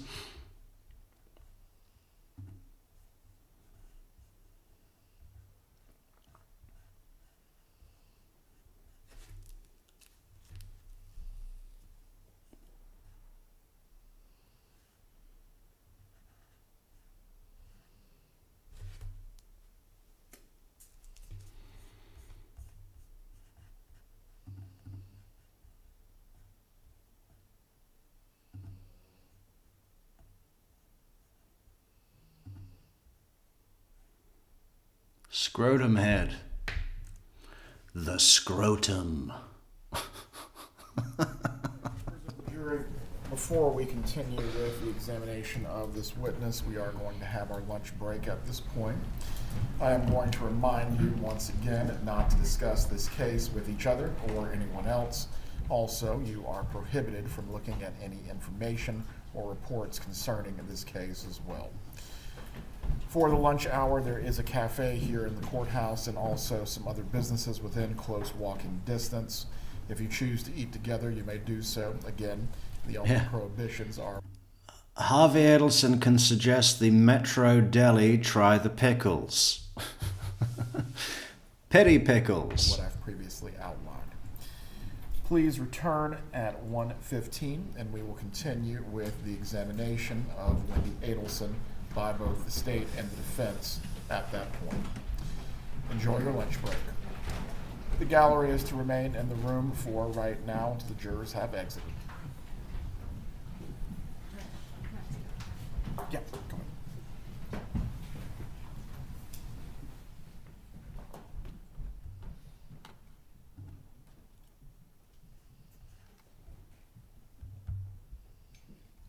And you know, when I get the Georgia Cappleman wig,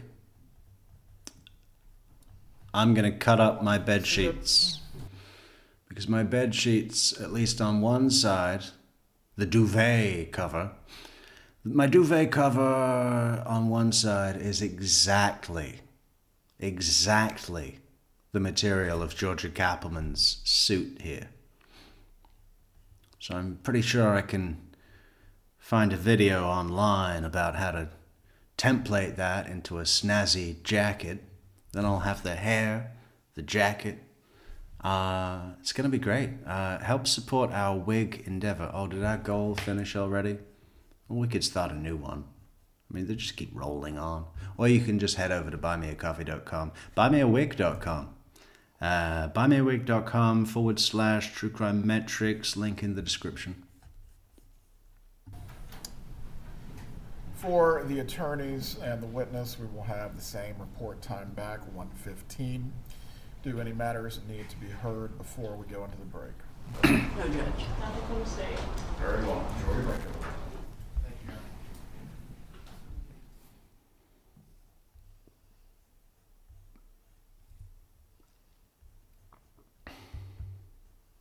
Why did the judge inform them where to get lunch? It's like day 5 or... I think it's day 5. They've been here for a week. Maybe they had lunch provided when they were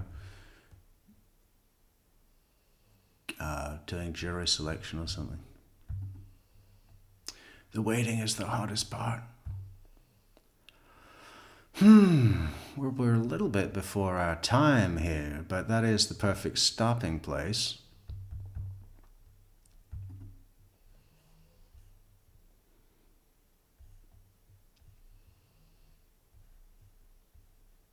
I mean, we could go and watch the post-verdict Georgia Cappleman interview. But maybe we shouldn't do that right now.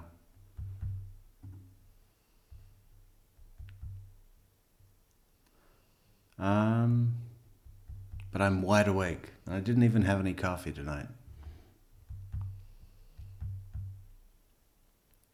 I guess we can do some admin work, maybe have a piece of toast. What time is it? 5:41 a.m. There you go. Oh, good news, everybody. Where's our video? Where's our video? Popular videos. There we go. We got an achievement, an announcement.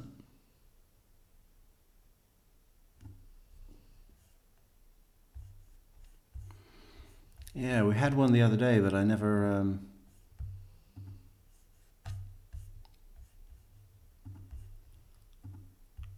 There you go. Here's our achievement today.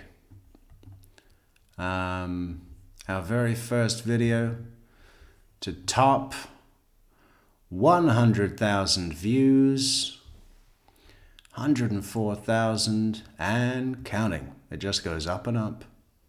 I'm sure in no small way because of the trial and the reinvigorated interest, but also we must give a special thank you to Paul from reporting live from my sofa and all the sofa squad. I know many have joined us since he covered our video after he politely asked my permission to use it and gave us a little plug, and it's definitely helped us top over 100,000 views, which is way above average for me.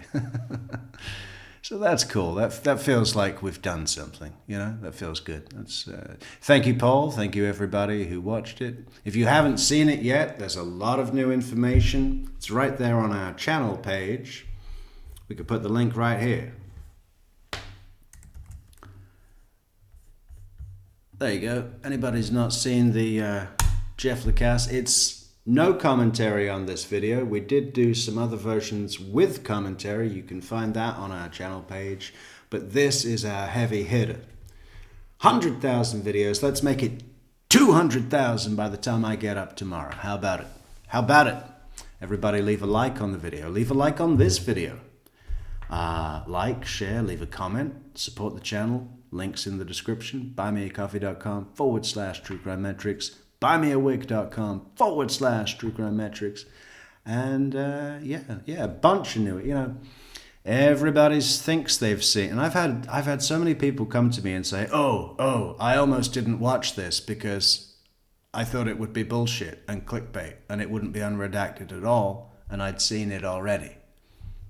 But they came back to me and they said, oh, you know, man, there was so much new stuff, new information, a lot of new information about Wendi, a lot of observations about Wendi and other people, Daniel Sack and his polyamory and bisexual orgies. Well. Check out the unredacted Lacasse interview there. It's one of my favorite thumbnails. Doesn't he look like a king? Doesn't he look like a heavy lies the crown sort of thing, you know, like he looks like he's assessing his his court. Not this kind of court, a royal court, you know? Yeah, we all love Paul. Great channel. If by any chance anyone here hasn't heard of Paul from Reporting Live from My Sofa, doubtful. Everybody knows Paul. Everybody loves Paul. It's the North Carolina accent that does it for me. Yeah, but do check out Paul's channel as well. Check out our video on his channel. It's only 30 minutes long, so it's a nice quick run through. 100,000 videos. I think we should celebrate, Soap. Yeah, please hit the like button. It's free. Congrats. Maisel. Congrats. Congratulations. I just watched that yesterday and loved it. Thank you. Life by Laurie. Cool. Good, I'm glad. Sack in the sack. Oh, there was a lot of new stuff in the unredacted version. I'd still like to know who redacted it and, most of all, why. Yeah. I mean, could have been anyone, right? Madeline? Couldn't it have been anyone, Madeline? Oh. The big clue for me was how in the original version of the video had been enlarged as to hide the time codes. You know, on police recorded video, there's time codes. Well, if you cut portions out of a video that's displaying the time codes, it's pretty obvious what duration size chunks are being cut out. But if the video is enlarged so that the time codes are now off the screen and you can't see them, all you see is a cut. That's why I never realized. You know what did it for me?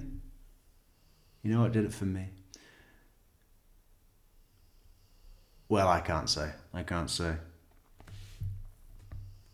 But we knew.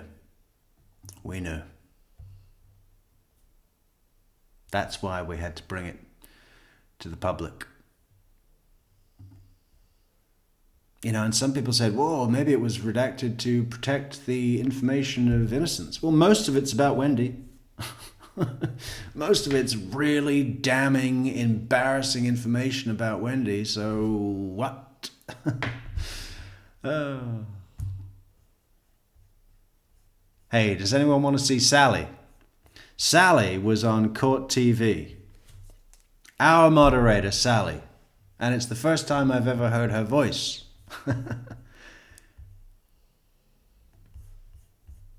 She's going to be all right with me sharing that. I mean, it's on fucking national television, right? And I think she's great. Where is it?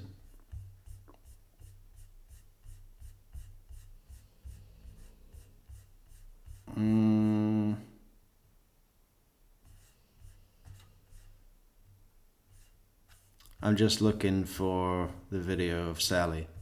Sally was on Court TV asking a question to Vinny, what's his name? Politan or something. Oh, where is it? I gotta scroll through so much of this.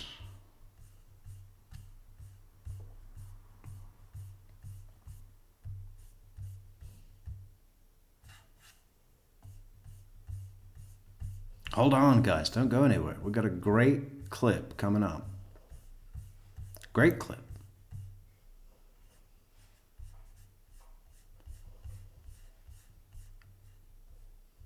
All right, I got it. Whoa. Right, hide the celebration. Open up a browser.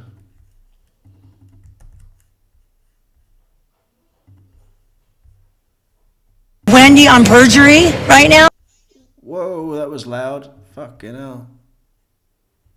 Okay, bring that down.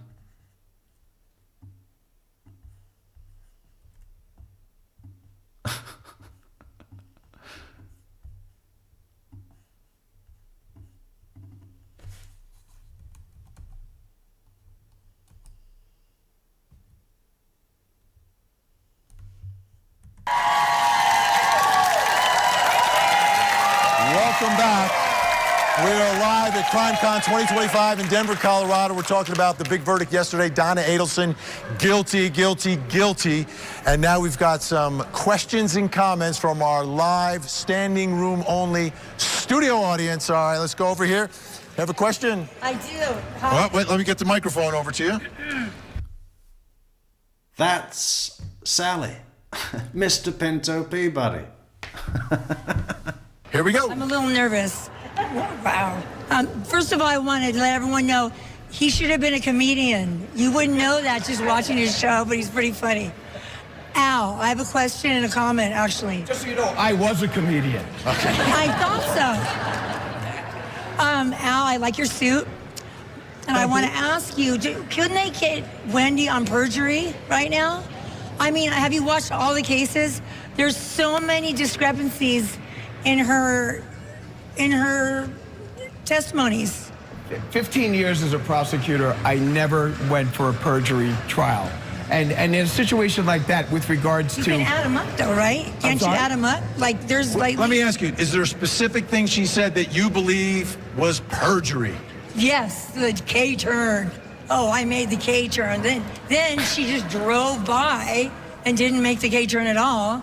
I mean, that was one right there. All right, Brett, you going to prosecute someone for lying about a K-turn? No, you're not going to. I mean, that's just one of them. Come on, we got it. You guys. There's got to be much more to it. Honestly, it's not an easy prosecution to do. Yeah. And it's really, it's very ineffective.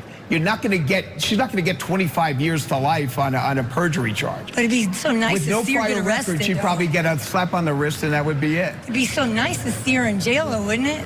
Well, I'm sure the poor Dan Markel's family would love that. But I honestly don't believe that she would be sentenced to jail if she was Okay. convicted of Okay, perjury. thank you. Thank you. Great question. Another question over here. Get on up. Question. How great is that? Sally, we love you. What a firecracker. She was running that show, man. What a personality. Great to see you, Sally. Hope you had a fantastic time at the CrimeCon. So glad you got on the news.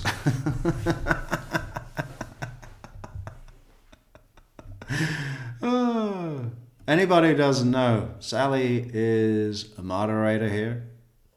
And she's the best. One of the best. Yeah, that was fantastic. I was so happy to see that. What a great way to, because I've only communicated with her by text, so never really. Well, I've seen a picture of her, but I've never, seen her in a video or speak. So it's kind of an introduction. What a firecracker! I would place money that Sally knows how to ride a serious motorcycle real good and can handle herself in a bar fight. No problem. Great spirit. Yes, Christina, exactly. Okay. Are we done? We're about 20 minutes shy, but I guess that's okay. Maybe we don't need to do 4-hour streams all the time, but, who else am I going to talk to? That's okay. I have my dog. Yeah. So we'll be back. We'll be back tomorrow. We'll be back tomorrow with part 2 of Wendi. There was a nice little break for the lunch break. We're going to have a lunch break. It's going to be about 20 hours, and then we'll be back after lunch. We still got to make that sandwich. We still got to make the Harvey, the foot-long Harvey. We're going to be doing that soon. We're going to be doing that. Actually, we got something coming up this week, so we might be a little busy, but soon. It's going to be great. Check it out on the Instagrams. Check it out on the Discords. and check it out on the other things that are in the description. Okay, is that good? Would you like any more? Yeah. I guess we'll say goodnight, y'all. Okay, many thanks to the chatters, the super chatters, the super coffee go-getters, the super sticker givers, and the bulletproof Metrix moderators. All of you guys are wonderful. Couldn't do it without you. See you again tomorrow. Thank you, everybody. Good night.